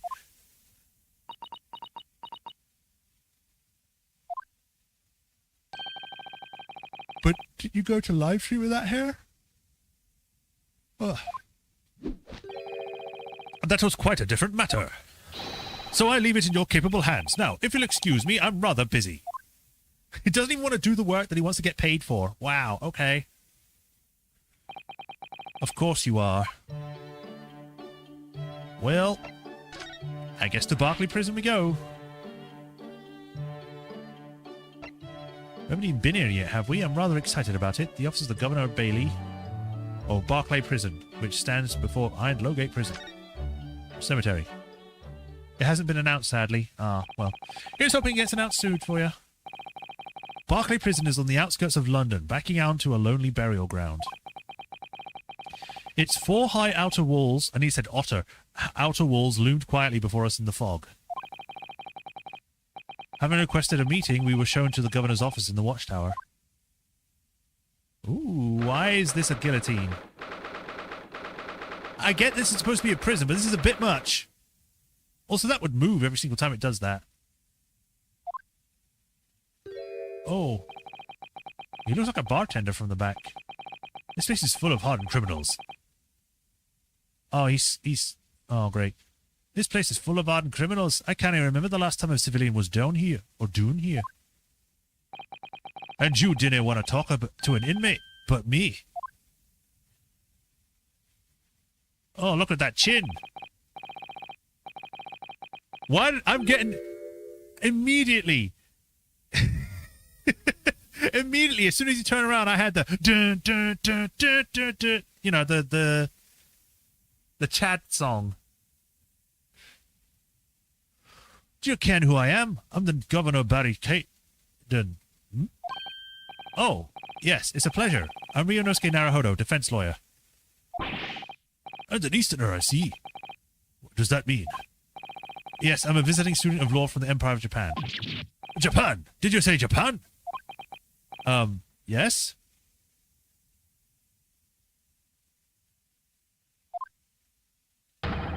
Well, there's no need any of your, blah. Well, there's no... What? Well, there's no any of your kind here, laddie. Maybe you should try our next prison next door, eh? I didn't notice any other prisons next door, sir. Anyway, we came to ask you some questions about... I didn't like to be so direct, but... I've no intention of speaking with the likes of you suspicious-looking Easterners. No, get off my chair. So as soon as he finds out that we're from Japan, he reacts like this? That surely means... I think it's because of the professor case. You think so too? 10 years ago, Genshin Asogi, also known as the Professor, was incarcerated at this prison. And then after his execution, he apparently re-emerged from his grave in the cemetery behind the prison. I might have known. You're sniffing around a boat that case, aren't you? You're agents, eh? Part of Professor Great Web, no doubt. No, not at all. We're just... Get going with you before I punch off your lights out. We're going. Clearly the ghost of that killer still haunts this place. We're not going to get anywhere here unless we can somehow prove to this man that there's nothing suspicious about us. Governor Caden, what are you thinking, Mrs. Zado? I feel that the name came up in a conversation recently somewhere. I was wondering if whoever mentioned it might have some ideas to help us. Come to think of it, I have the same feeling, and someone did. I believe it was your father. But let me have a look around here first. I said get out. Okay, maybe I won't have a look around. Fine. Bye.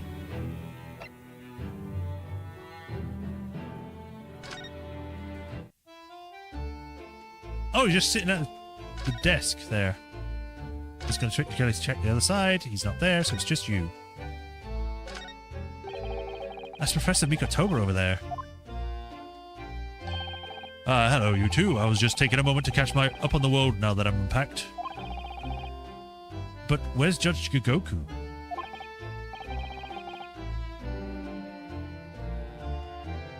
Yes, he's not a relaxing sort. He's taken himself off to pay his respects to all the legal bigwigs. Having only just arrived in the country today? Goodness, he's full of energy. Professor, you mentioned something before. About how you'd known the prison governor at Barclay Prison? Oh, Governor Kate, you mean? So it's the same man? Father, we must speak with the governor. But he refused to talk to us. He said we were suspicious Easterners. Well, I'm sure I can accompany you if you'd very different story. Oh, would you? That would be wonderful if you have time now. Sadly, as you can see, I'm very busy at the moment reading this newspaper. Busy drinking coffee on the comfortable settee? No, I'd rather not have a lot to prepare for tomorrow, you know. Oh, sorry. I didn't say that out loud, did I?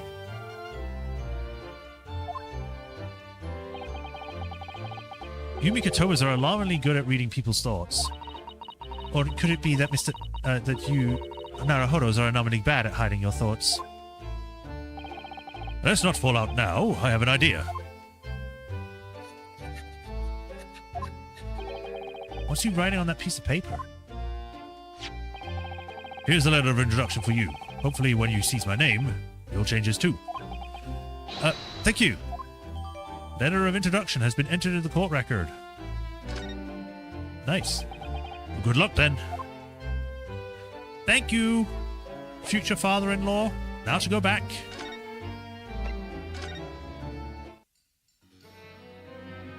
Here, I have a piece of paper with your name on it. I can't read it at all. Professor Mikotoba has wonderful handwriting, doesn't he? This dark-suited young man is not in the least bit untrustworthy. Is it just me, or does that make me sound extremely untrustworthy? I do wish he'd at least called you a nice young man. I'm really not sure that would help. Oh! Oh, it looks like this is some sort of steamship ticket. The SS Grouse, first class, cabin, 001. Yokohama departure 11th of September, London arrival 1st of November. That's the boat that Professor Mikotoba and Judge Gigoku came on from Japan, isn't it? Yes, I think it's called at Dunkirk on the north coast of France for a night before finally arriving in Dover. To think it's been almost a year since we arrived in Dover on the SS Buria. It seems a shame not to keep your ticket as a memento of the trip, don't you think? Yes, I agree. I have mine safely in my diary. And I keep mine in my wallet, so I have it with me at all times. Oh, well, how strange. Where could it have gone? Are you like this on purpose, Mr. Naruhodo? Did I imagine it, or was that comment accompanied by a little sigh? Oh, I guess this is important then.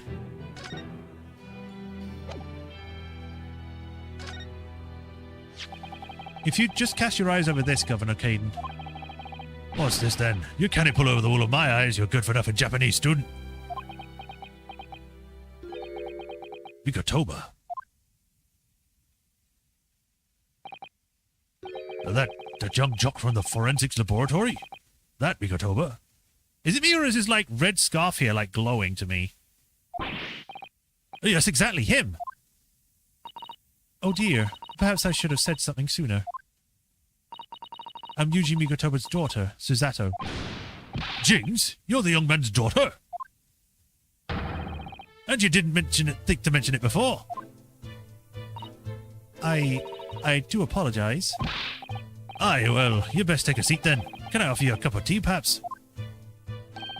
And at dinner, forget to try one of these wee biscuits, or handcuff biscuits. Wow, okay. Your father's influence is nothing short of amazing. I'm bitterly regretting not announcing who I was from the outset now. So then, what can I do for you, hen? Well, we're currently investigating a case. It's one of the warders, you see. He's gone missing. Missing? That's right. It's surely been reported to you as well, being the prison governor.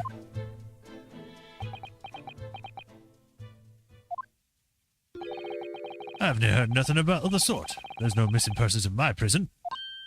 Oh, but how can that be? It's Mr. Daily Vigil, your chief warder. Eh? Vigil? That's right, his wife came to us and asked for us to investigate his disappearance. Let's skip the part about him only going missing yesterday for now. Clearly that means something's to him. Would you be so kind as to tell us what you'd know, Mr. Sir? Mr. Sir, apparently I was going to say. Aye, of course. And now I can look around, yes? Yes.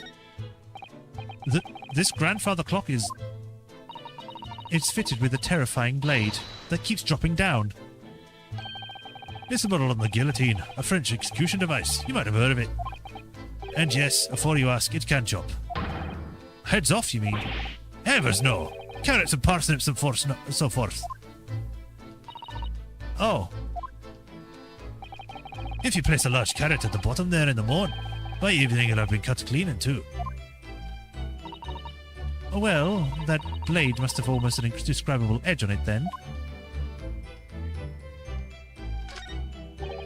An axe, a hunting rifle, 4 pairs of handcuffs. That's a daunting collection. Ah, there's a story behind every one of those. You mean, well, the rifle was a famous killer's murder weapon, and the axe was wielded by an infamous executioner? And the handcuffs were once used to immobilize a fierce 4-legged beast when it was arrested? I think you're in the realms of fantasy now, Mr. Naruhodo. Oh, not those kind of stories, Jimmy. That axe was the one I used to truck down one of the cherry tree at my house.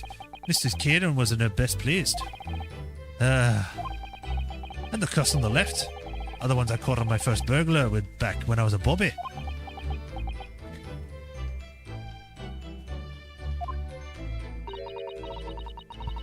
The stories were a little different to those you imagined, I think, weren't they?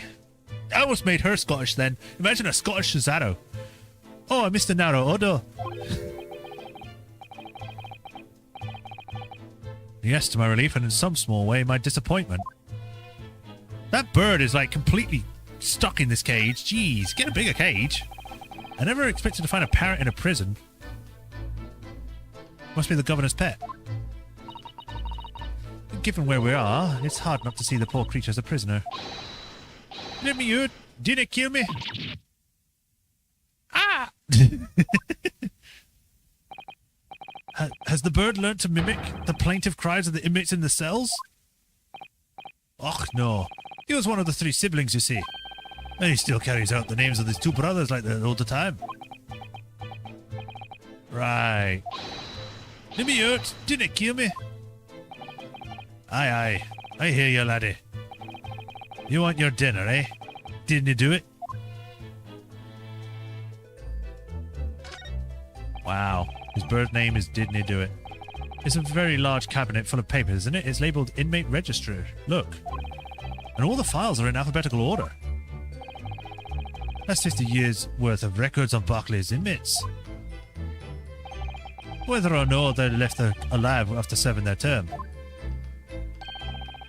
The detail about the crimes they committed are recorded in there, like an epitaph, you might say. A record of crimes and punishments. How dispiriting. And yet, this man seems to be enjoying the tea and biscuits as he talks about it.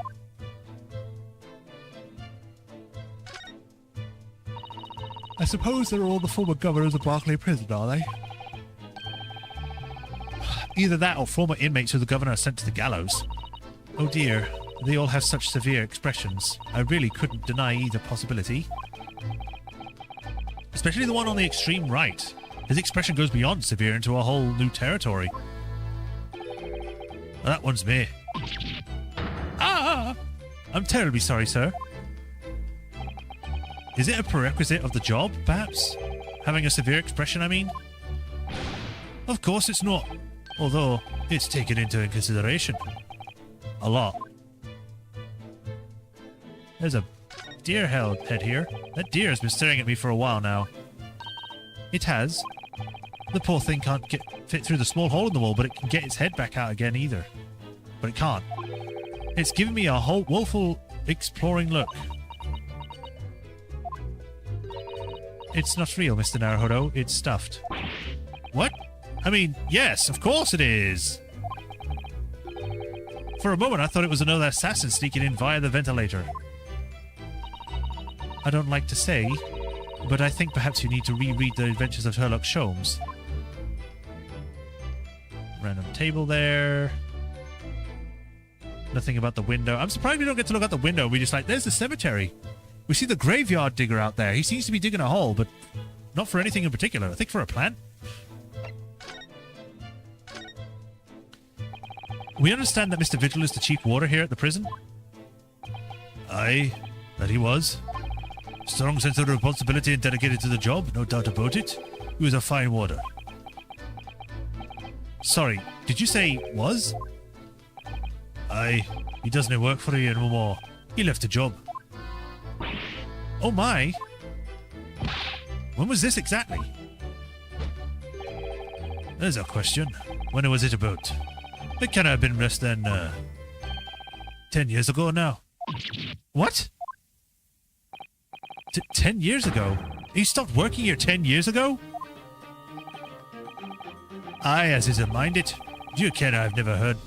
I'd never heard the fella's name in all that time. There's a worry he's gone missing, though. Well, that's a worry. But Miss Vigil made no mention of it. I think perhaps, Mr. Naruhodo, that his wife simply doesn't know. I think she's unaware that he no longer works here. So where's he getting the money? And can I have some? Governor Caden, can you tell us what happened? Why did Mr. Vigil give up his job here? That's, important, is it? Yes, I believe it may be. What are you thinking, Mr. Naruhodo? I can't help wondering, given that it was 10 years ago, which was exactly when the professor was being held at the prison. Ooh. So Mr. Vigil actually resigned from the position of chief warder 10 years ago, you're telling us? What happened to make him leave the job? In actual fact, he didn't leave the job willingly. He had no choice in the matter. You mean he was dismissed?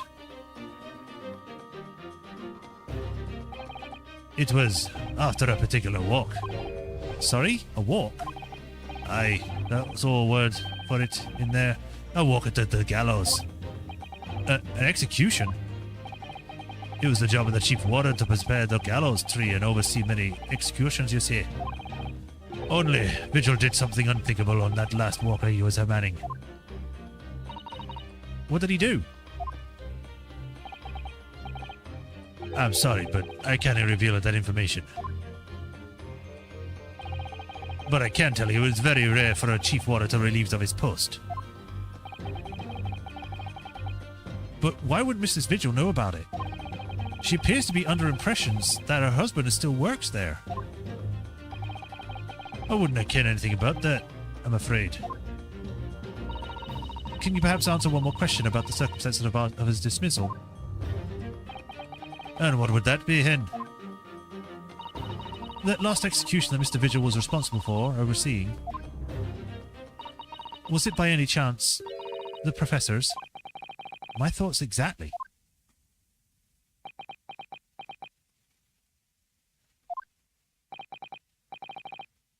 I'm sorry, I really am, but I'm not no liberty to answer that. I see. He can neither confirm nor deny.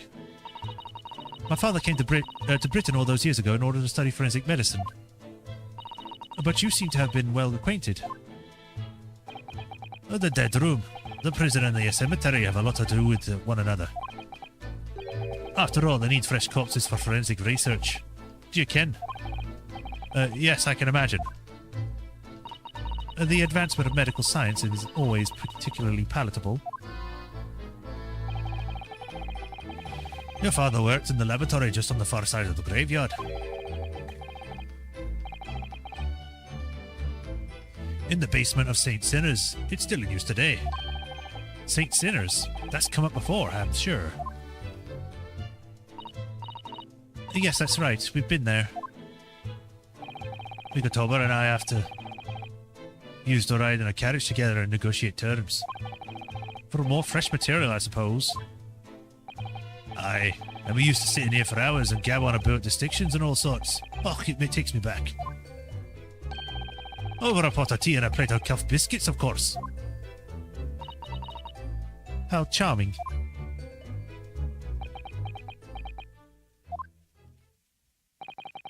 He was a good fellow, your father. Reliable and dead set on his work. But I'm afraid I'll never understand you Japanese. Because of Genshin and Sogi, I suppose.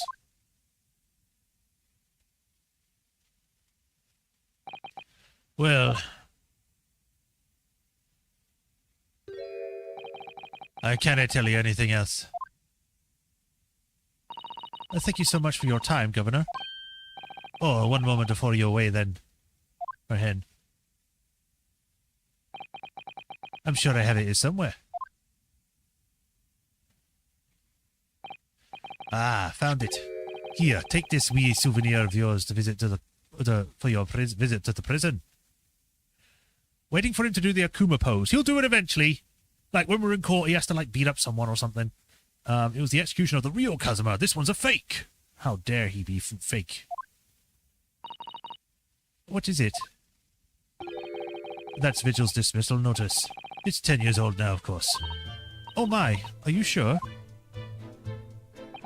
Aye, it's no trouble at all. It's not the original mind. A harsh reprimand incurred by Mr. Vigil 10 years ago that resulted in him losing his job as chief warder. Thank you very much, Governor Caden. Well, in return. Don't return. Do me a favor and never come back here. That case is closed. It's like he's trying to hide something. Well, I think we ought to return to Baker Street for the time being. Yes, I agree. We need to report back to Mr. Sholmes what we found about Mr. Vigil. What will he tell Mrs. Vigil, I wonder? That we killed him. That it was me!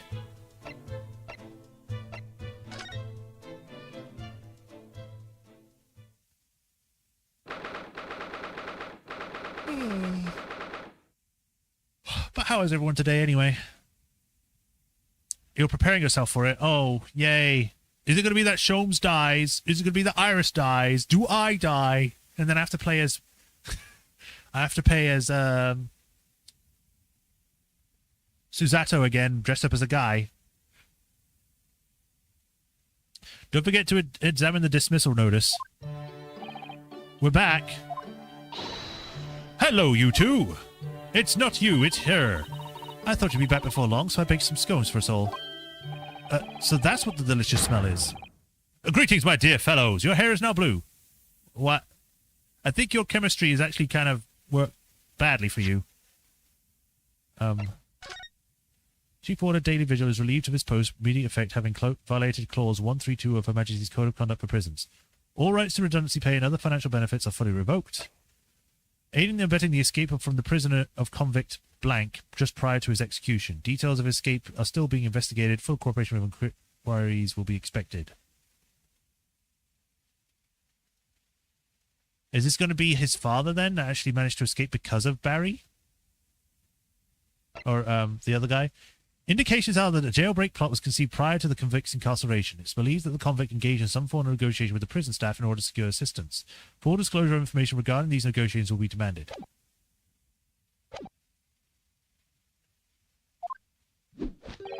You've returned a good deal sooner than I was anticipating.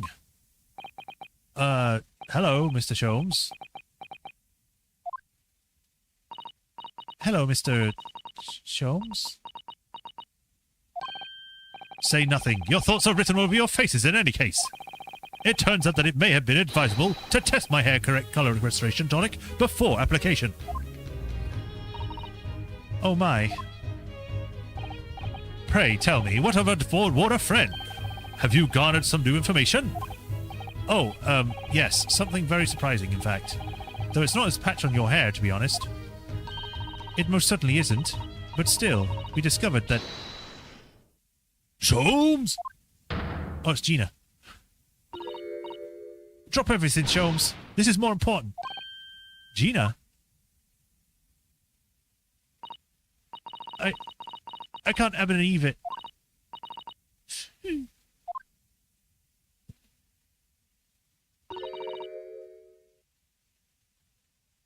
What's happened?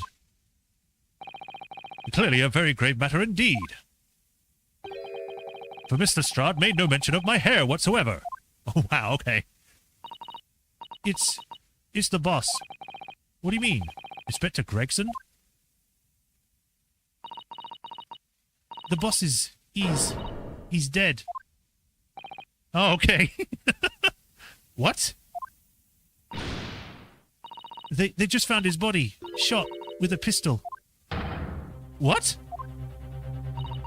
But Inspector Gregson? He was murdered? No, not Gregsy. Come in, my dear girl. Tell us the whole story.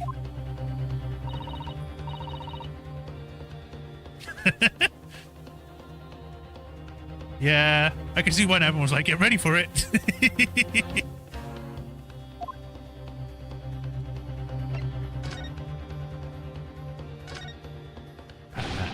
Are you serious, Gina? Inspector Gregson he was really shot? I don't know much about what happened myself yet. They're still there, investigating the scene. Where did this take place? A little rented room in a building full of flats on Fresno Street. The outskirts of town, nowhere near his home. He was perhaps investigating a case then.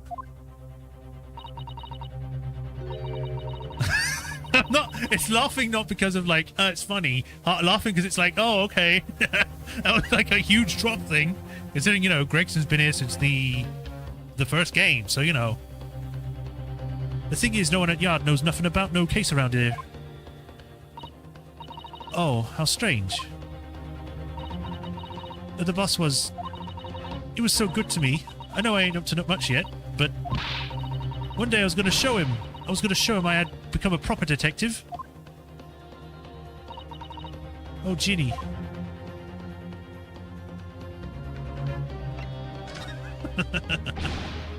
So, who did this? Do you have any idea who the culprit is? They got him already. Already? They caught the shooter so soon? A witness reported something was going on, and the boys got straight down there and took care of him. Who? What awful person did this?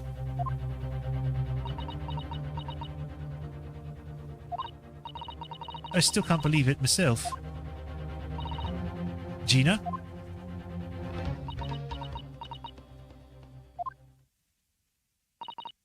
It was the Reaper. Really? Really?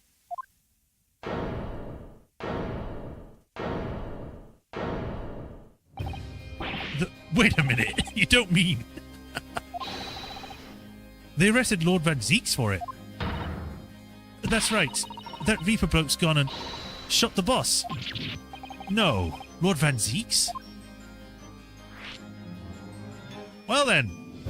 I was not expecting it to be Lord Van Zeeks. I was expecting it to be like, oh, well, these two have just shown up. I bet it's the judge or it's Mikotoba.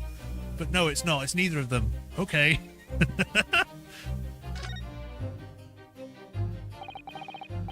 Are you quite sure, Mr. Strahd? Is Barak Van Zeeks the police have arrested? I saw him with my own eyes in the interview room at the yard. I don't believe it. But there were witnesses, and they're all saying it was him. So, you mean there were actually multiple witnesses? They heard the gunshot, apparently. And when our lot got to the scene, there was only the boss and that Reaper bloke in the room. But there's no way Lord Van Zeeks would have taken Gregson's life. I just don't believe it. I don't believe it either. Baroff is going, my Pookie would never. Thank you for informing us, Mr. Strahd. This really is most terrible news. I'm dreadfully sorry. What are you saying sorry for? You didn't do nothing.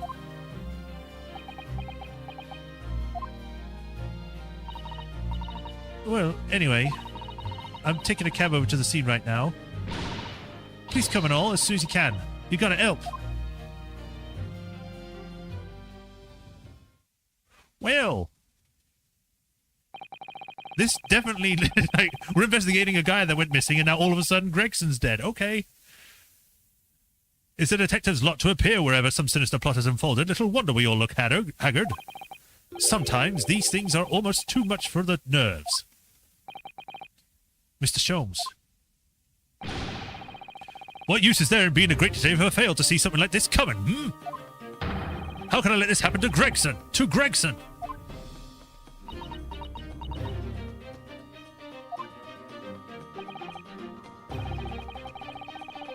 Mr. Narhoda, I shall leave at once to begin my investigations. Of course, yes, we will too. It would be helpful if you could talk to Mr. Reaper and see what you can glean. I'm sure you were intending to do so anyway. Until later, then. Inspector Gregson dead, and Lord Van Zeeks arrested? Bruno, Susie, I've called you a hansom. It's waiting outside. Thanks, Iris. Shall we, Miss Susato? Yes. Oh, wow, it's still going. I thought it was going to be continued there, so we can find out what happens next. All right. Go down. Prison. Lord Van Zeeks has been arrested. What on earth is happening?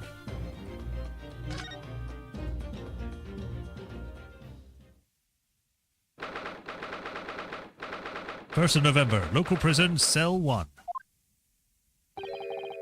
There he is, Lord Van Zeeks behind bars. So it's true, he really was arrested. He's sitting with his back to the wall, reading something. I don't think he's noticed us. Lord Van Zeeks?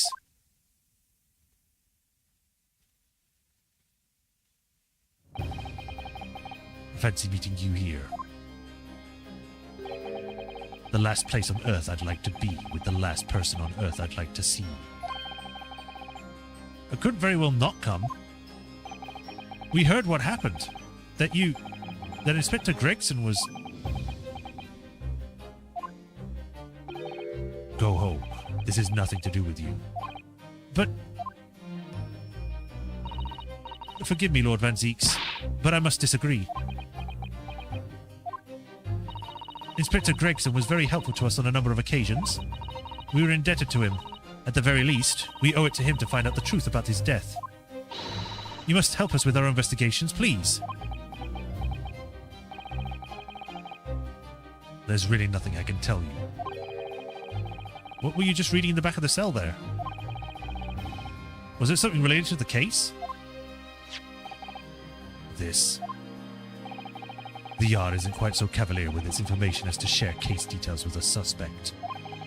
This is a letter from an old acquaintance. Oh, who might that be? Someone you know, as it happens. Albert Harebrain. Of course, yes. I keep forgetting they went to the same university.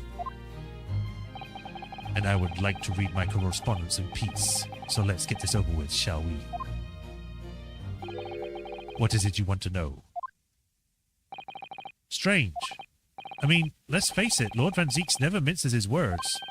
But they seem to have less bite than usual somehow.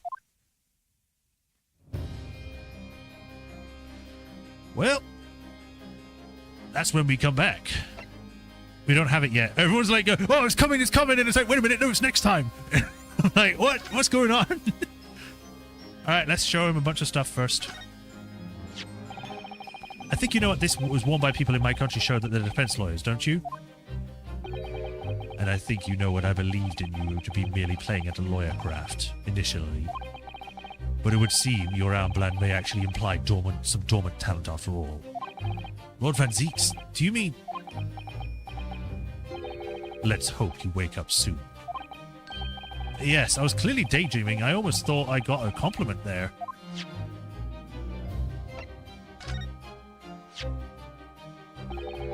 It's not for me. That's not why I'm showing it you. I suppose if it was a black-headed league, you would have no hesitation. None whatsoever. Sadly, my own hair could no more be described as black as it could red. What colored league should I join then? People are troubled by the most unexpected problems at times. Well then, do you know this guy? What's that? It's just something I was hoping to ask your opinion about, that's all. It's a serious crime for the defense to attempt to extract information from the prosecution by illegal means. Well, right now you're not the prosecution. Alright, I get the message. But I don't see what's illegal about me asking.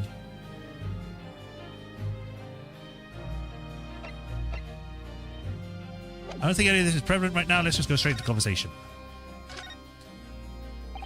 Can you at least tell us your side of the story, Lord Van Zeeks? What happened? How much do you already know?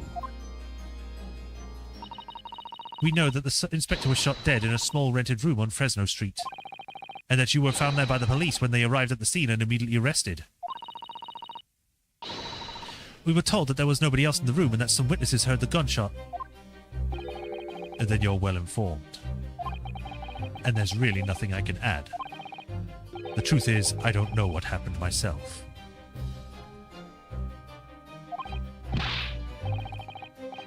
But the gunshot, obviously you didn't fire the gun, did you? Is it going to be a Miles Edgeworth situation where it's like, I picked up a gun, but I don't know if I fired it or not. I may have shot him. I was trapped in an elevator for hours. And now I have a claustrophobia or something. I'm not in the habit of shooting the people I work alongside. I also heard the noise, however. Before I had a chance to investigate, I was apprehended by the arriving officers. So he doesn't actually know what happened. If I might ask, what were you doing in that place to begin with?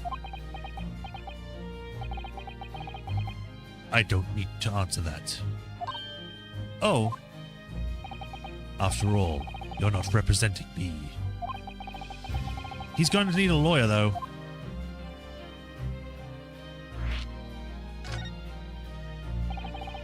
Who's going to be representing you in court, Lord Van Zeeks? Anyone other than you, I should imagine. Would I should be right in assuming That you have no representation as yet? Defense lawyers shy away from any trial involving the Reaper, as I'm sure you know. But this is different. In my career, all of the defendants I've prosecuted, only 19 have been acquitted. I went sassy there. I keep doing that at random times. I think it's the voice that's doing it. Of them, 16 subsequently died in mysterious circumstances. Questions will be asked now. Surely not.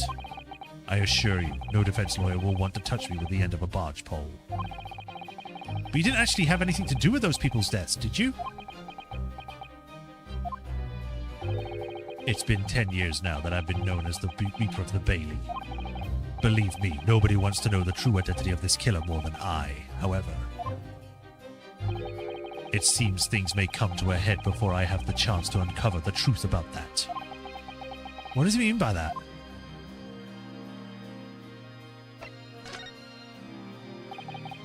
After the trial, Professor Harebrain was supposed to go straight back to Germany, I thought. It's a letter to inform me of his safe arrival at home. I arranged his passage by sea and rail.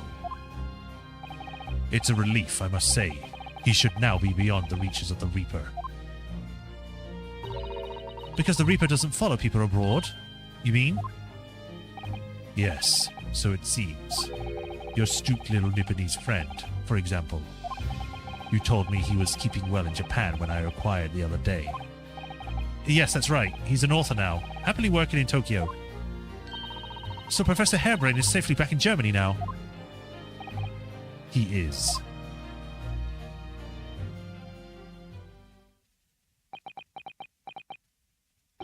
So, it appears our conversation has run dry.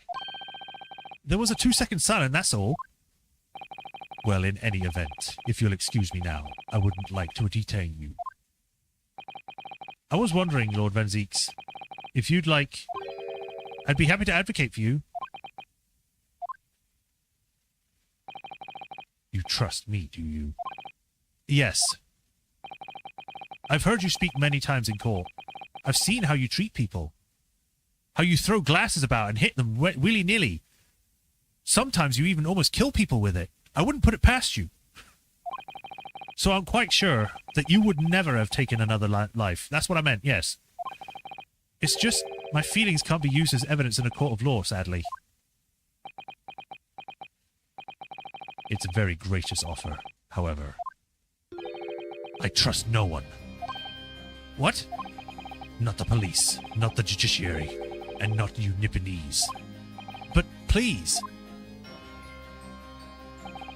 I have no intention of engaging in your services. The chasm between us is just too wide and too deep, it seems. I'd appreciate it if you don't visit again. Then neither of us will waste any more time.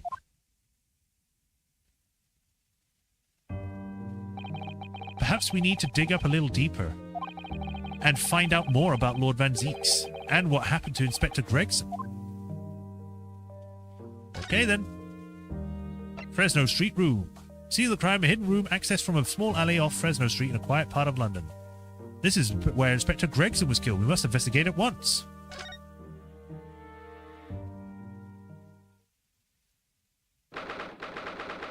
Who's that? Why does this room seem familiar? I guess it's probably just because it feels like the room from the Gary Dev estate. Oh. This really is an out-of-the-way part of London. I doubt many people find their way down this black street. So this dust-ridden rented old room is where it happened then. So this is where poor Inspector Gregson lost his life. Yes, and the police are already hard at work investigating, it seems. I don't see Mr. Sholmes anywhere, though. Perhaps his investigation has taken him elsewhere? Oi, what do you think you're doing there? Every one of them drawers have got to be taken right out so you can look underneath it all. I want the space above the ceiling checked, and don't forget to check inside the chimney stack, too. Blimey, ain't you lot ever gone over a house looking for dough when the owners are out of town? Gina's obviously got some unique investigative techniques she wants everyone to adopt. Oh, so you turned up at last. Mind you, I ain't been here long myself. Hello again, Gina. Shows has only just left. You're lucky you missed that. You went prancing around in here, pointing at stuff and flicking at that, this, that, and then scarpered. Oh, he finished investigating already, you mean? Yeah, he didn't even stop to say nothing to no one. Not even me.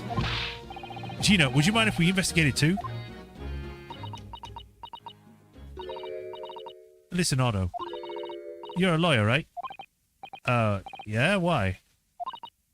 Well, you're not thinking of trying to help that Reaper bloke, are you?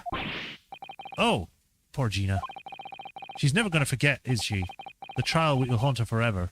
I mean, maybe not just that. Maybe just the fact that she also thinks the Reaper shot her father figure, in a sense.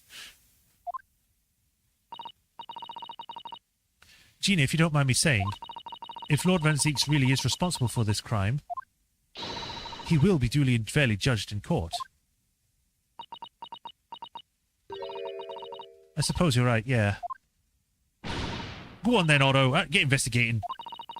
I want to know the truth about what really happened here. Thank you, Gina.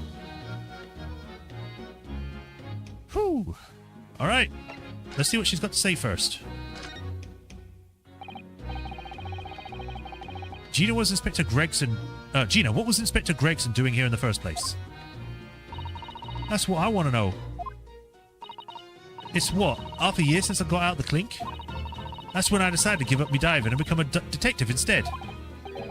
Oh yes, Mr. Sholmes twisted the inspector's arm to agree to take you on as an apprentice, didn't he? Something like that, I think. Anyway, the point is, I didn't really know much about the boss till then. But it turns out, he's a bit of a legend at the yard. Goodness, really?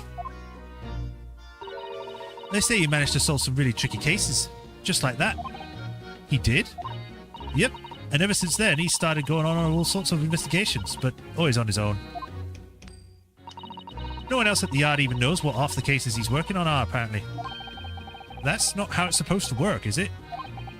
So what was the legendary inspector doing in a dingy little room like this? I know he had a lot of respect for the Reaper and all, and look where that landed him. Respect for the Reaper? In what way? I heard him say as much. I take my hat off for the fella, were his words. Not how the general public feels, is it? Most people are terrified of the Reaper. Yeah, the boss said that's exactly why I expected the bloke.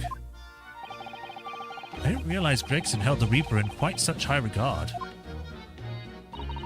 He said something else to me and all. That I didn't need to worry about the Reaper, because he only goes after people what are bad. It did kind of set my mind at ease when he said that. Right. What is this place then? Does anyone live here? Apparently it's been rented by someone cove near Hugh Boone. Huge Boone? Oh, he's got a huge bone with people, does he? Huge Boone? Oh, Hugh Boone. It's sort of a here today, gone tomorrow name, isn't it? Yeah, it's what we call an unidentified person. We haven't been able to get in touch with him.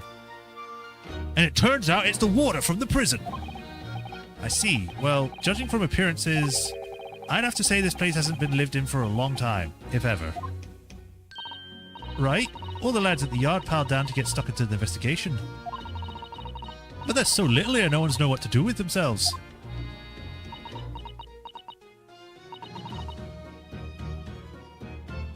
I do wonder... Yes, Mr. Sato? Well, could it be that this huge Boone, or Hugh Boone, is in fact Inspector Gregson himself? What? How could that be? Well, if he was investigating on his own, it's quite possible that this was in fact some kind of secret office of his.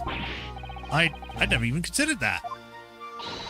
Nice work, Suze. We're actually following a line of inquiry like that ourselves. You are? If you look around the room, you'll see there's a few things that enter it. We really should be investigating this place in detail. And I'll do that in a minute. I see that's where the poor inspector was found. Over there. Yeah, that's right. They said it was a single bullet what did him in. Apparently the bullet went right through him and struck the candle tree on the wall.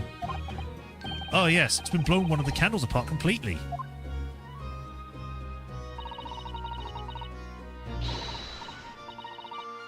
And the gun we used there is there on the floor. It's the Reaper's, isn't it? No denying that. What? Really? How do you know that? Take it easy. I don't know what to do with myself when you start staring at me with them big wide eyes. I'm only saying what I heard. I don't know much about guns myself. But there's some bigwig lawman or whatever who said it. Why don't you ask him? Bigwig lawman? Is it? Does he actually have a big wig? Anyway, Fresno Street runs along under the window there. There were some street sellers just outside who heard the gunshot. Oh, but I don't recall seeing anybody outside. Yeah, they've all been taken down into the yard for questioning, that's why. We're talking about the yard's legendary inspector here, after all. They're all getting a grilling. Do you think we might be able to speak with those street sellers ourselves? I doubt it. The lads at the yard will just want to know what you're snooping around for, and you'll be up to grilling and all. So we can't interview the witnesses then. Shame. We'll have to wait till the court time. Ace Attorney, but the names are just what you and your friends use in Kahoot to troll the teachers.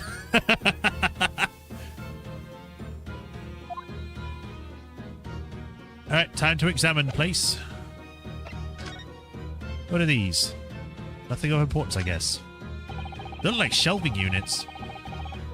An empty fireplace makes the room feel even colder than it would otherwise, doesn't it? It's thick with dust, look. I think it would be fair to say it hasn't been used in a very long time. In other words, whoever lived in this room must have been extremely hardy in cold weather, or didn't stay in it long. Or nobody lived here at all and merely visited when the occasion arose. I wouldn't like to say which is more likely. No, that's right. It's one or the other. Oh, it's a photograph stand. I suppose it must be a picture of one of the Inspector Gregson's family members. What's the matter? Your eyes look like they're about to pop out of your head. They are, look. Mr. Naruhodo, quickly. Oh! Huh? Why do I feel like this woman is familiar somehow? Of course she's familiar. We met her only this morning.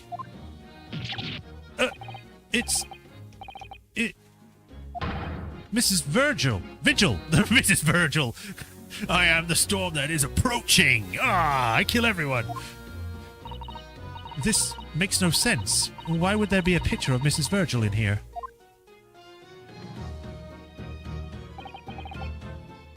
To be frank, I don't think I've ever been more stumped. I'm sorry to say, I have no idea either. It's all coming back to that case 10 years ago with the professor.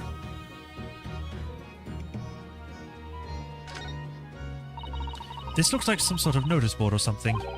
And it's absolutely covered in scraps of paper. Mr. Naruhodo, look. This, you mean, it's an autopsy report, isn't it? And these are case notes here, and details of prison inmates. Yes, in fact, there are all sorts of documents that only a detective would normally acquire. What on earth went on in this room? There's some old newspaper cuttings. And this one here. Oh yes, the advertisement, you mean? To the Red-Headed League? But why? What's that doing here? Whoever occupied this room was clearly interested in it for some reason. Nothing particular note. You can see where the door sort of leads a trail as it opens, which means it's quite close to the floor.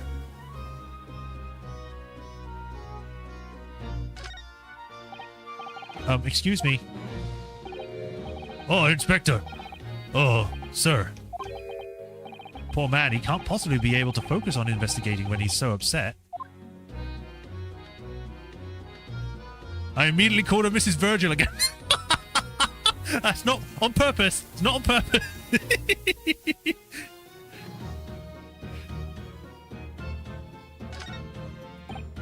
Excuse me?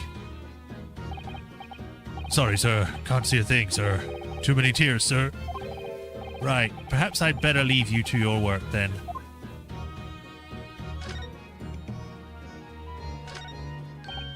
Oh, what's this? It would appear to be a little murderable policeman. It's rather charming, isn't it? In a way. Seeing as it's on the floor here, do you think it belonged to Inspector Gregson? It's a little hard to imagine Lord Van Zeek's playing with something like this. It's only about 8 centimeters tall. It could have fallen out someone's pocket, I suppose. I think we should record it as evidence, just in case. Yes, I agree. It is rather delightful after all, in a way. Ooh. I bet it has some secret evidence inside it. This is presumably the murder weapon, then. Oh my. Is it real, I suppose? Well, it is real. I think so. Guns are so rare in Japan, I really know very little about them. I really know little... You know what I meant. There's one way to know for sure, Mr. Naharo. Fire a shot. Don't do that. No. If I did that, I'd be looking for a skilled lawyer to represent me in court. Just slightly safer just to ask someone who might know, I think. The killer's revolver has been entered into the court record. Nothing particular of note. What do you mean nothing in particular note? What about that wig? Ever since he came in here, I can't take my eyes off this thing. Oh, funny enough, neither can I. It's a hairpiece, isn't it? It is. A bright red hairpiece. And I suppose the fact that it's right there next to where the body was found means we have to accept that Inspector Gregson wore wigs, does it? And it's such flame-coloured red too. Yes, that's a colour we've come across very recently elsewhere, isn't it? Exactly. This is a vital clue, I'm sure of it. So he went to the redhead thing as well, but why?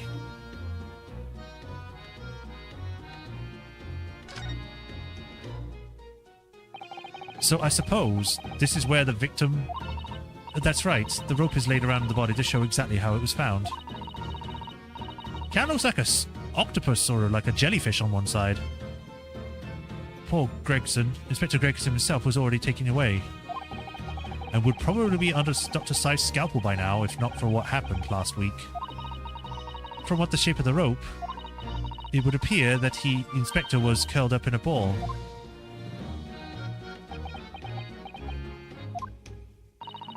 Are you feeling alright, Mr. Naruhodo? You look like you've just seen a ghost. I know it's just a rope, but, well, it conjures up quite a terrifying image, that's all. Especially with that blood stain next to it. Oh, I do understand. In some ways, what we picture in our minds could be even worse than reality. Susanna-san is so strong, though. She's taken this far better than I am.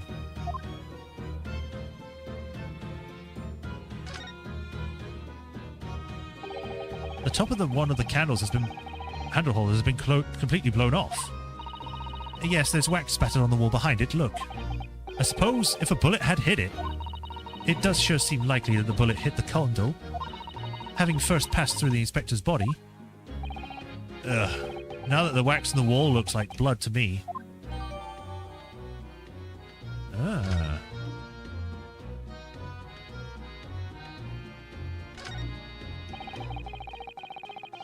He's low-key shaped like those silly bands you could never figure out what was supposed to be shaped like.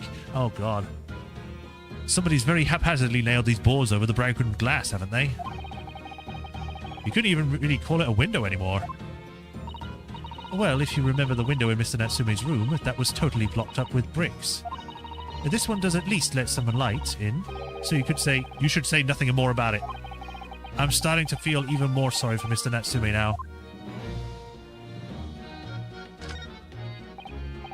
Excuse me. If you're looking down on us from the great beyond, Inspector, don't worry. We'll look after things down here in the yard.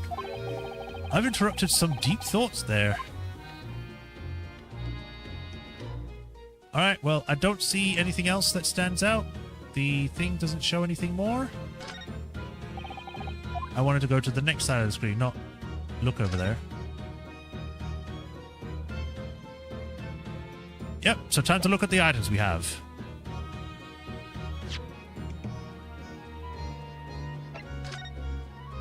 Definitely her.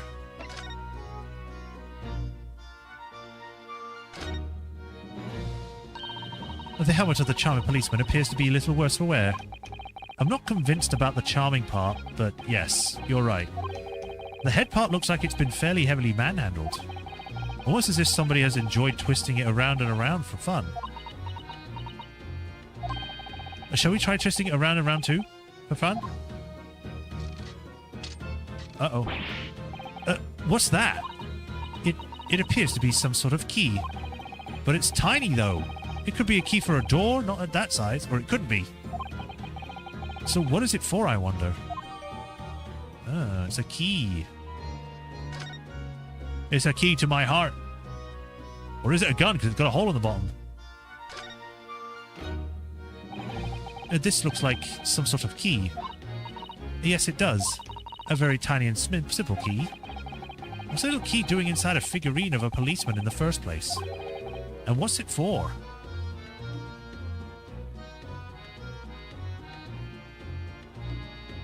It's a key and a knife. There doesn't seem to be anything else with it, so that's that checked out. Let's look at the gun. I suppose this must have been the murder weapon. Oh my. If it is real, I suppose. I think so. Guns are so rare in Japan, I rarely know very little about them. Perhaps someone more familiar with the firearms would shed some light on things here. Bang, bang!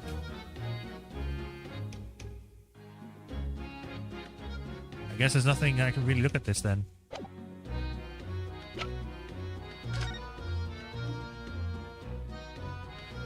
This makes me think of Cousin It, like the Addams Family. I've always wondered what the underside of a hairpiece looks like. That doesn't surprise me at all, Mr. Naruhodo. You always want to see what lies beneath, don't you? I'm not sure that's quite how I'd put it. You must have used a lot of bird lime to keep in place in your head. So it doesn't get blown off in a gust of wind, I mean. That might be a little inconvenient when you wanted to take it off again, don't you think? Extraterritorial rights.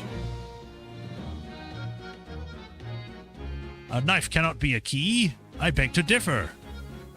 A key can take many forms.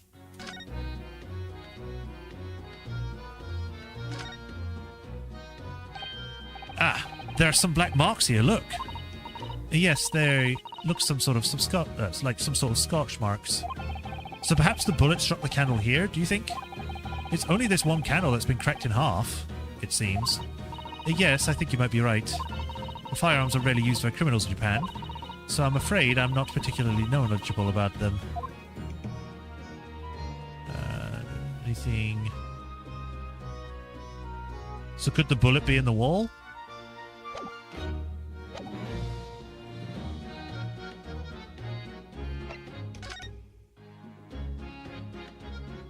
Alright, let's show you some stuff.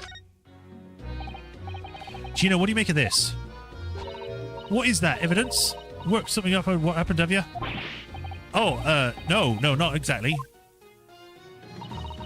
I ain't been long enough in the job to get all this deducting business yet. But I swear I'm going to get the person who did this to the boss.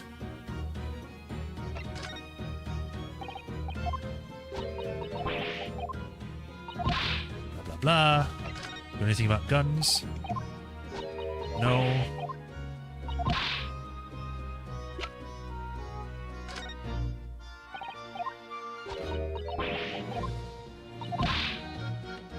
What about the candlebrum? I guess no one's got anything to sell me. Well, seeing as no one else is here and I've looked at everything, I guess I just leave?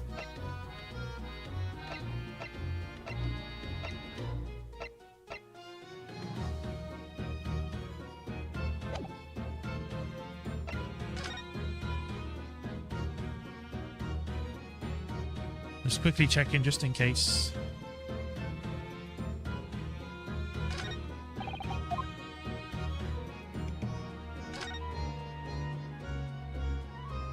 Nothing.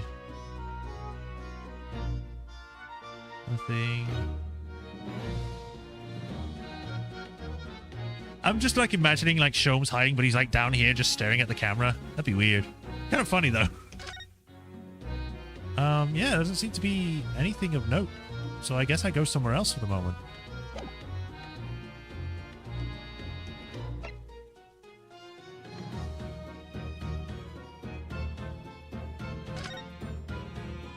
Alright, let's start from the top and see which ones we should go to. It wouldn't make sense to go here. Sholmes isn't here. Maybe here? I don't believe I've visited this place for some time. Sure, let's try. Oh, and I just read Matt's suggestion of going to his office. Okay.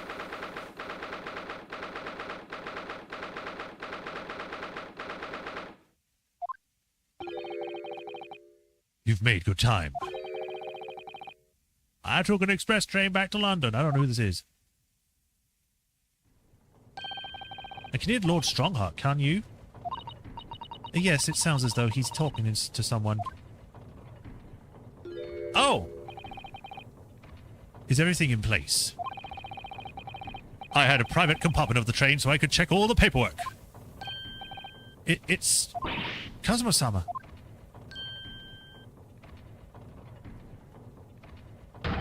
Ah, your timing is impeccable. It is?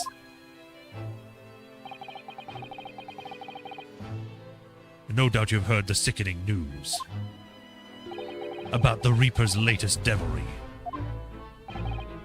Yes. I'm sure you don't believe it, of course, though, Mr. Lord Strongheart. That Lord Van Zieks could have done such a thing to Inspector Gregson.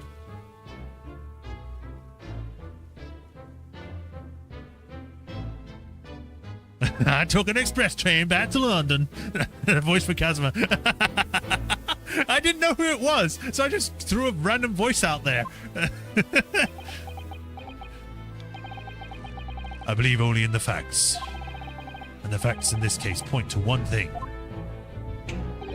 The unavoidable accusal of Lord Van Zieks for his crime. We must bring charges against the Reaper for taking the life of our legendary detective. Oh no, surely not. It's a truly regrettable situation. Tomorrow, the Forensic Science Symposium finally begins. At the very least, though, we can show the world our justice system's swift and equitable processes. So that means the trial is tomorrow.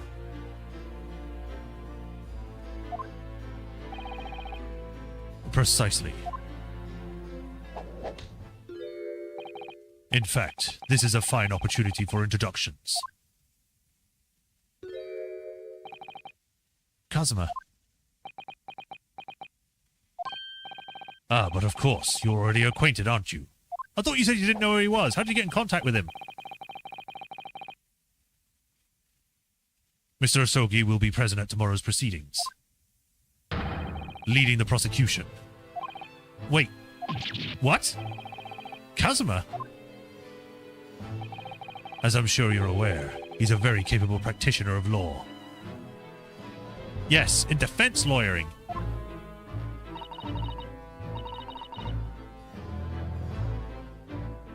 Kazuma-sama as a prosecutor? Look at him just standing back there. I'm sure you can imagine tomorrow's trial will be closely followed all over London. In fact, no, people all over the Empire will be watching closely to see how it unfolds. The fact that number 4 case is getting this wild, I'm, concerned about how the 5th case is going to go.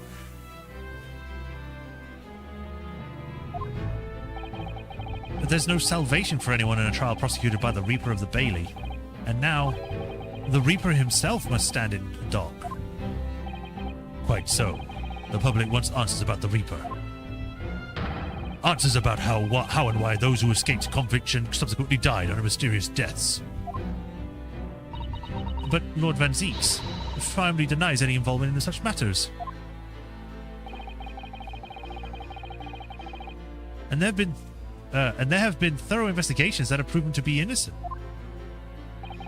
But that's certainly true, or it has been at least until now. No, tomorrow's trial will mark the start of a new chapter in our country's great judicial history.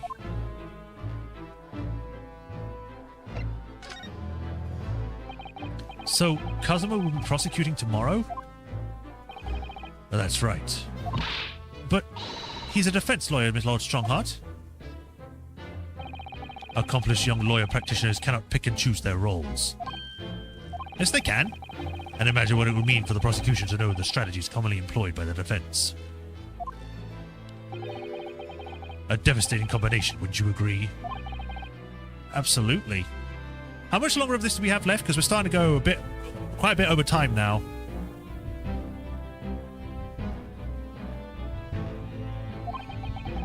I've no doubt at all that Kazuma will be razor sharp as a prosecutor.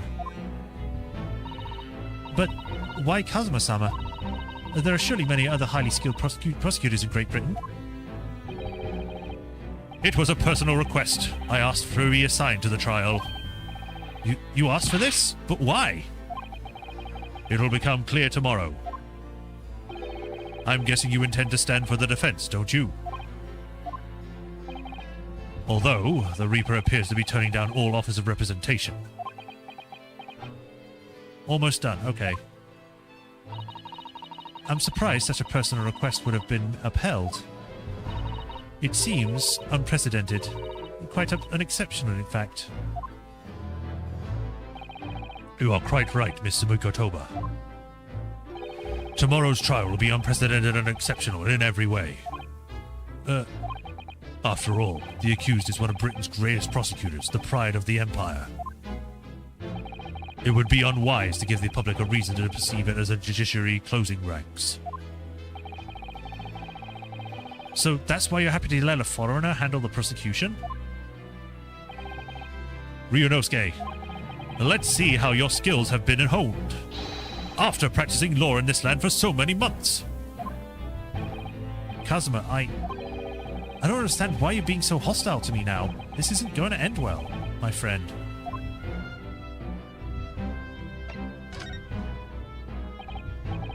Oh, yes, we noticed that there was a gun at the scene of Inspector Gregson's death. Do you know if it belongs to Lord Van Zeek's?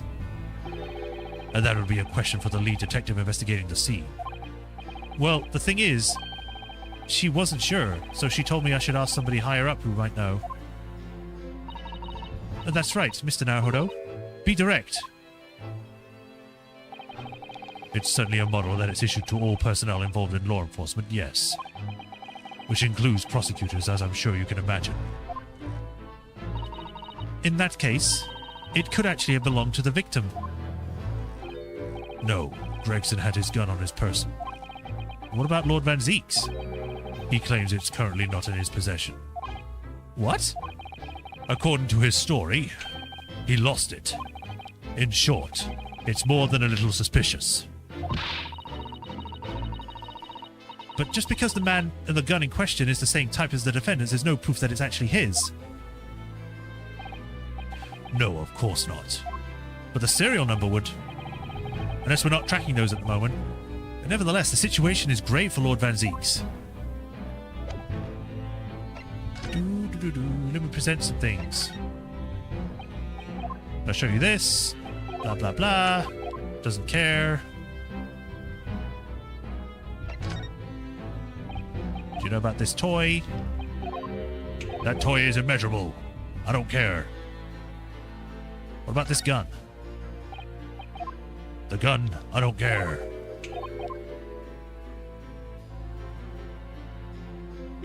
What about the hair?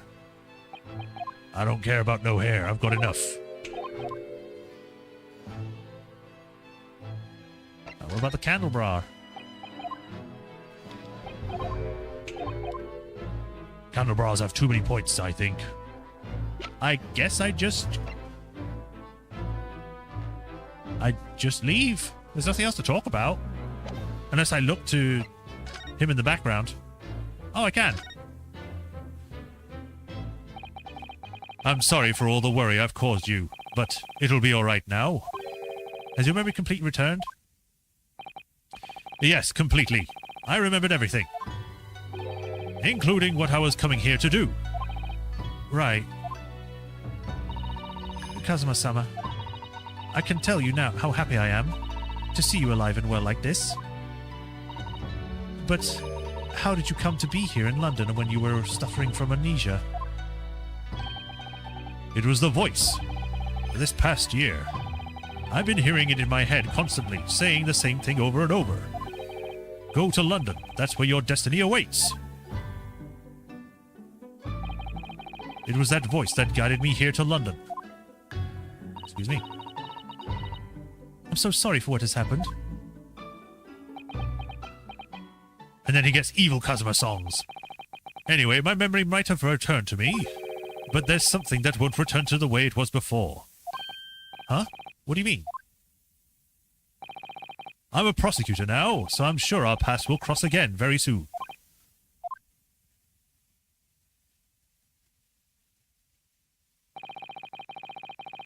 It doesn't look like we're going to glean much more here. Well, thank you very much, Lord Strongheart. Remember, tomorrow's trial will go down in our Empire's history. There's much you could learn from the public gallery. Are you telling me not to get involved? Sorry to have taken up so much of your time. We'll see ourselves out. Hold it! Before you go, Ryunosuke. Oh, what is it, Kazuma? I just wanted to thank you. Kazuma-sama, what? You took my determination to heart and brought it with you over the ocean in my stead. And you carried out my role to perfection. You always were intent on studying British law in order to change our justice system. It was your dream, and Mr. Naruhodo didn't want that to die with you. Yes, but I had another purpose for coming here. Oh. I actually have a favor to ask. Which is? This trial I'll be prosecuting tomorrow, I'd like you to be there to see how it ends. Right in front of me, as the defense counsel. Why? What's this all about? I know you have what it takes. But Lord Van Zieks would never put his fate in my hands. On the contrary, he recognizes your talent. He does? It's not easy to see behind the facade sometimes. Here, have a look at this. Look at him, he's so young. And Gregson, he still looks exactly the same. That's... Wait, no, this is Van Zieks. This is the other guy. This is Clint. Lord Van Zieks and Inspector Gregson. I immediately looked to the left, not the middle. That's my fault. In a photograph that must have been taken some time ago by the looks of it. And who's the third person? It was displayed very prominently in the detective's office. In Gregson's office, you mean? Yes, what I'm trying to say is, if you really think you can trust the Reaper, you might find that some straight-talking makes him take a different view. His brother Clint? Everyone's saying his brother Clint! Take it. Gregson's photograph has been entered into the court record. I don't understand. Why are you giving me this? Just hurry, Ryunosuke. Visiting hours at the prison are almost over. What are you doing, Kazuma? Explain things.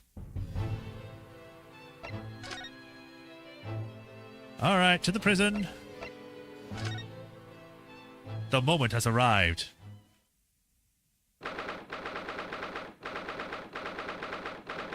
Local prison, cell 1. Lord Van Zieks is still reading that letter. We've been gone quite some time, though. Either he's an incredibly slow reader, or he's an incredibly long letter. Or it's an incredibly long... He's not an incredibly long letter, the letter is. I might even be able to read English faster than he can.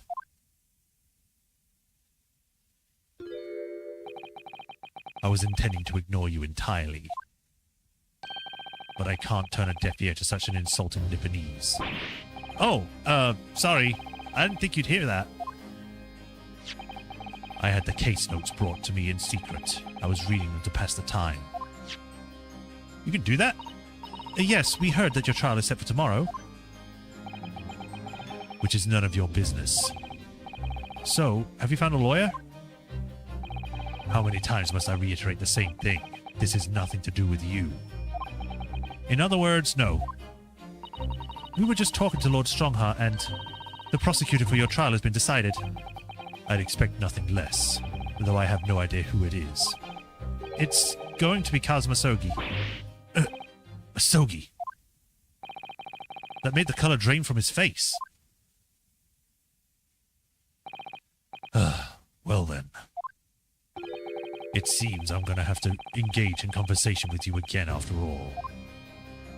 Yes, converse with me, but first, I want to show you some trauma. Look at your brother! Lord Van Zeeks, we came by this old photograph.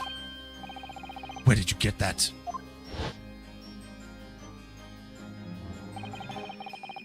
It was taken when I became... Oh, it's wrong voice. It was taken when I became a qualified prosecutor. It's almost unbelievable. I assumed it was long lost. Is the man on the left there... Yes, that's my brother, Clint.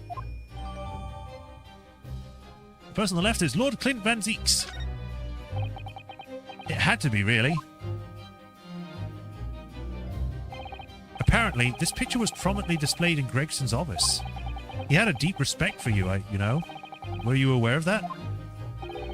Respect? That's nonsense. No, we've heard someone attest to it very clearly. Inspector Gina Lestrade, no less.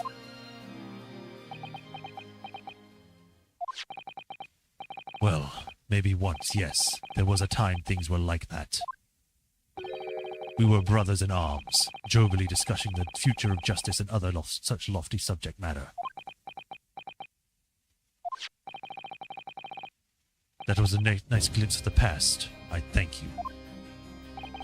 I feel as though I got a nice glimpse of the past then, too.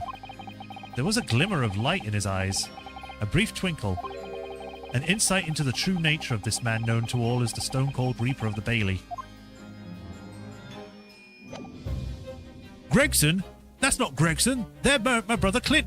And this guy's my brother Clint. You're not, though. Get away from me. 10 years ago, my older brother, who was the director of prosecutions at the time, was murdered. And the killer was, as you know, was a visiting student from the Far East. Not a single day goes by when I don't curse the name Asogi. Genshin Asogi was Kazuma-sama's father. So what cruel twist of fate it is now, 10 years later. The man's son is to crucify me in some kangaroo court. I still don't understand why Lord Strongheart apprenticed Kazuma to you. It's what he does. No doubt he knew of the young man's true identity from the outset. But what could he have been hoping to achieve? And let's not forget that it was only 8 days ago that Kazuma recovered from amnesia.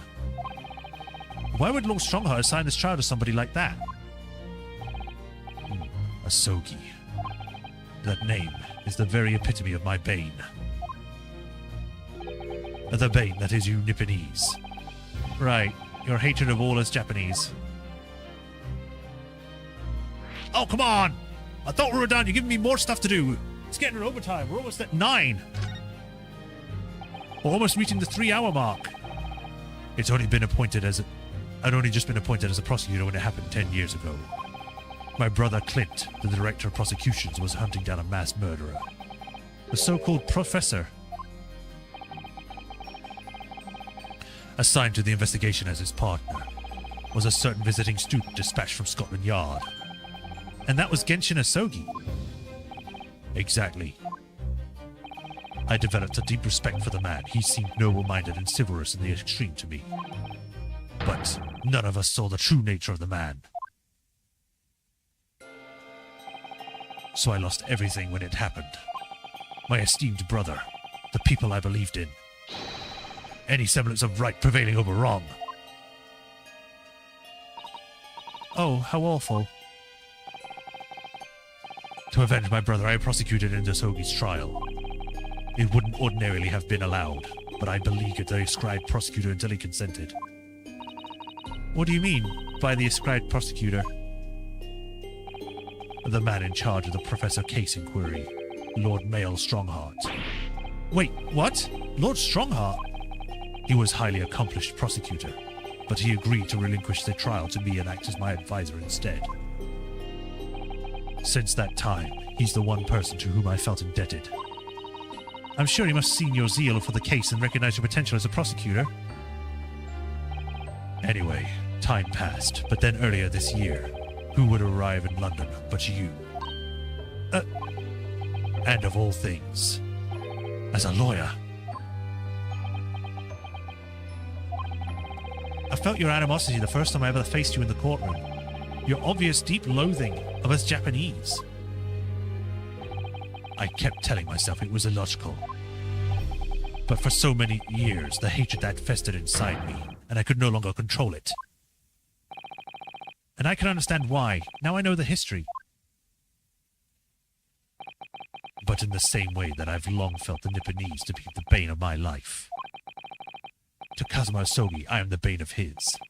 The reaper who sent his father to the gallows. He's looking for revenge, and he intends to take it in the court tomorrow. I don't know. I don't think so, because he wouldn't have done it as a defense lawyer then. He would have just gone in as a prosecutor.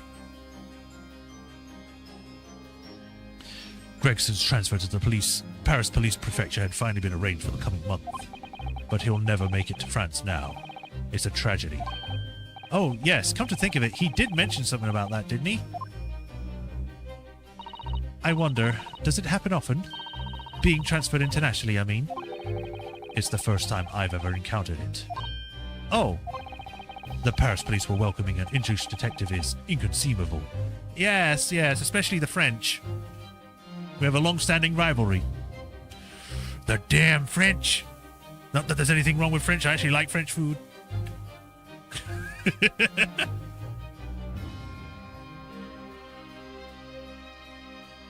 The Paris police welcoming an English detective is almost inconceivable. I can't imagine what kind of magic Gregson must have worked to put that arrangement in place. It sounds like that mystery was even the Reaper perplexed. I'm afraid to say that we were very ignorant about Inspector Gregson's standing. We hear that he was considering something of a legend of Scotland Yard. He's playing his theme! Again, it was 10 years ago that he first made a name for himself, by uncovering a decisive piece of evidence that exposed the professor's identity. If it wasn't for Gregson's singular approach to the case, the discovery would never have been made. What sort of approach? After my brother's life was taken, the inspector pushed for a full autopsy. Oh my, 10 years ago? Why is that so surprising? Autopsies were considered a desecration of the body at the time, and rarely performed. Damn you, Raffatron. I'll get you next time. And my brother was, of course, of a noble. That made the idea of it even more unthinkable.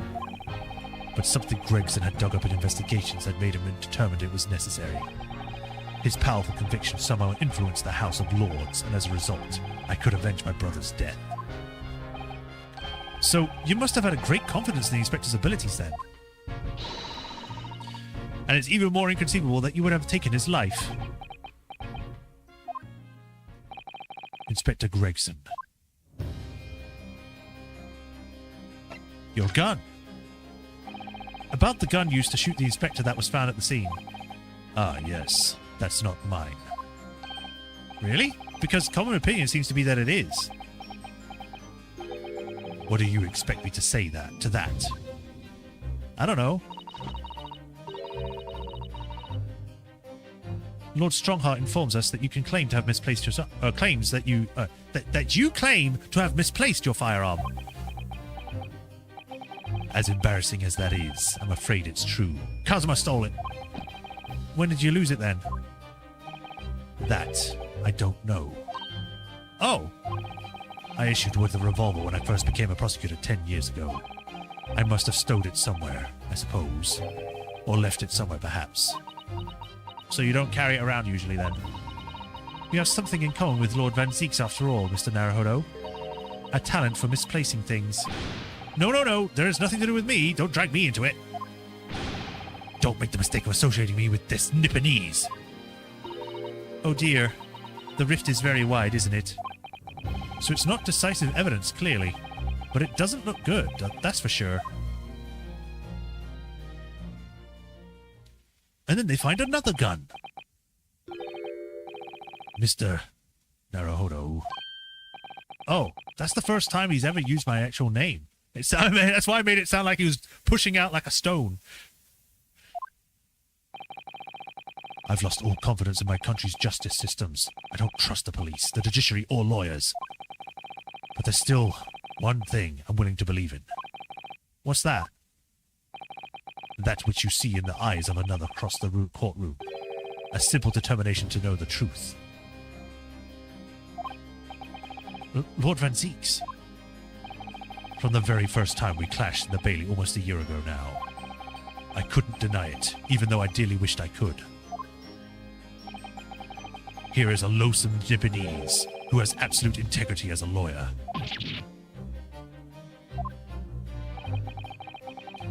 There are only two other men I've known with the same look in their eyes.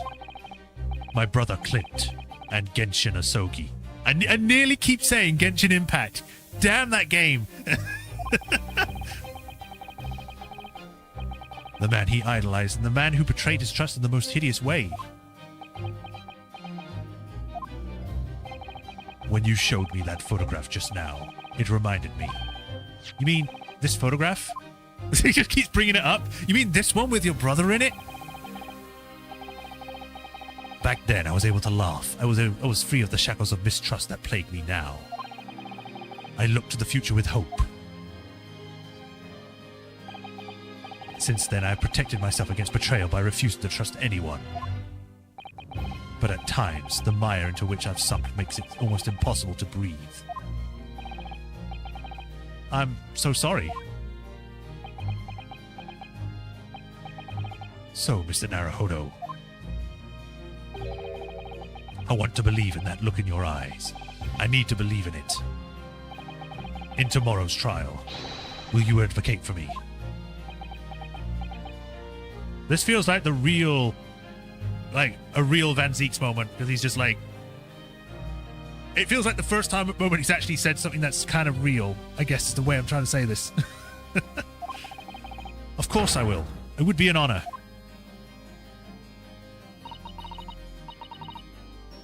I'm so pleased, Mr. Naruhodo. And then my life is in your hands.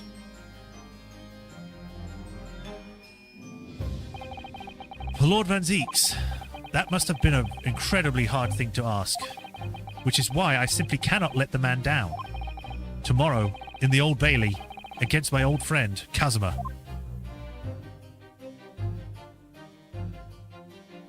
And to be continued. Yeah! Awesome! Ooh, that was a lot. That was a lot that happened there. Like, the twist. I was expecting to just try and find the missing guy. It turns out I end up looking into this whole murder mystery. Trial, part 1. All right, and we can save that for next week. 2nd of November, 8:56 a.m. Let me come out of this. Exit game. Don't save because we just did that. And then yes. All right. Today, we have started the next case. And we shall begin this next week. Or continue this next week. Tuesday, where we will be hopefully seeing if we can get that all finished. Or started into the trial. I'll be back tomorrow with more Death Stranding, so turn in for that. As I said at the beginning of the stream, I was expecting to have a new SSD put into my computer today, which may or may not have disrupted stream. Unfortunately, that didn't happen. It should hopefully happen on Sunday. Now, it's a tentative Sunday, so it may not happen. But in case it does, and you don't hear anything from me, like I don't stream at my time at all, then expect that something's happened with my computer. I will try to see if I can get back as soon as possible, but we shall see. But as for today, thank you all for watching. Hope everyone enjoyed. As usual, like, follow, subscribe if you have not already. Click that bell notification from wherever you are so you know when I next stream. If you want to support me, there's links to Patreon and tips. And if you do become a patron, you get your name added to the patron list here, where I give you a shout out of every stream, like I do with Hiro Kuni, the Soul Matter 37, and Rafashon 2000. I thank you for the continued support, and I greatly appreciate you all. And if you'd rather not do something as a long-term thing, as just like maybe a once-off thing, you could do tips instead, which is, you know, basically what other people do, where it's like you do something and then it like does an animation or something. But yeah. Until next time, thanks for joining. I'll see you all tomorrow with more Death Stranding. Until then, y'all take care. Have a nice rest of the day, and thanks again for coming and joining me. Until next time, it's been fun. Bye, everyone. Bye, Rafatron. Bye, Matt. Bye, Baloroth. See you next time.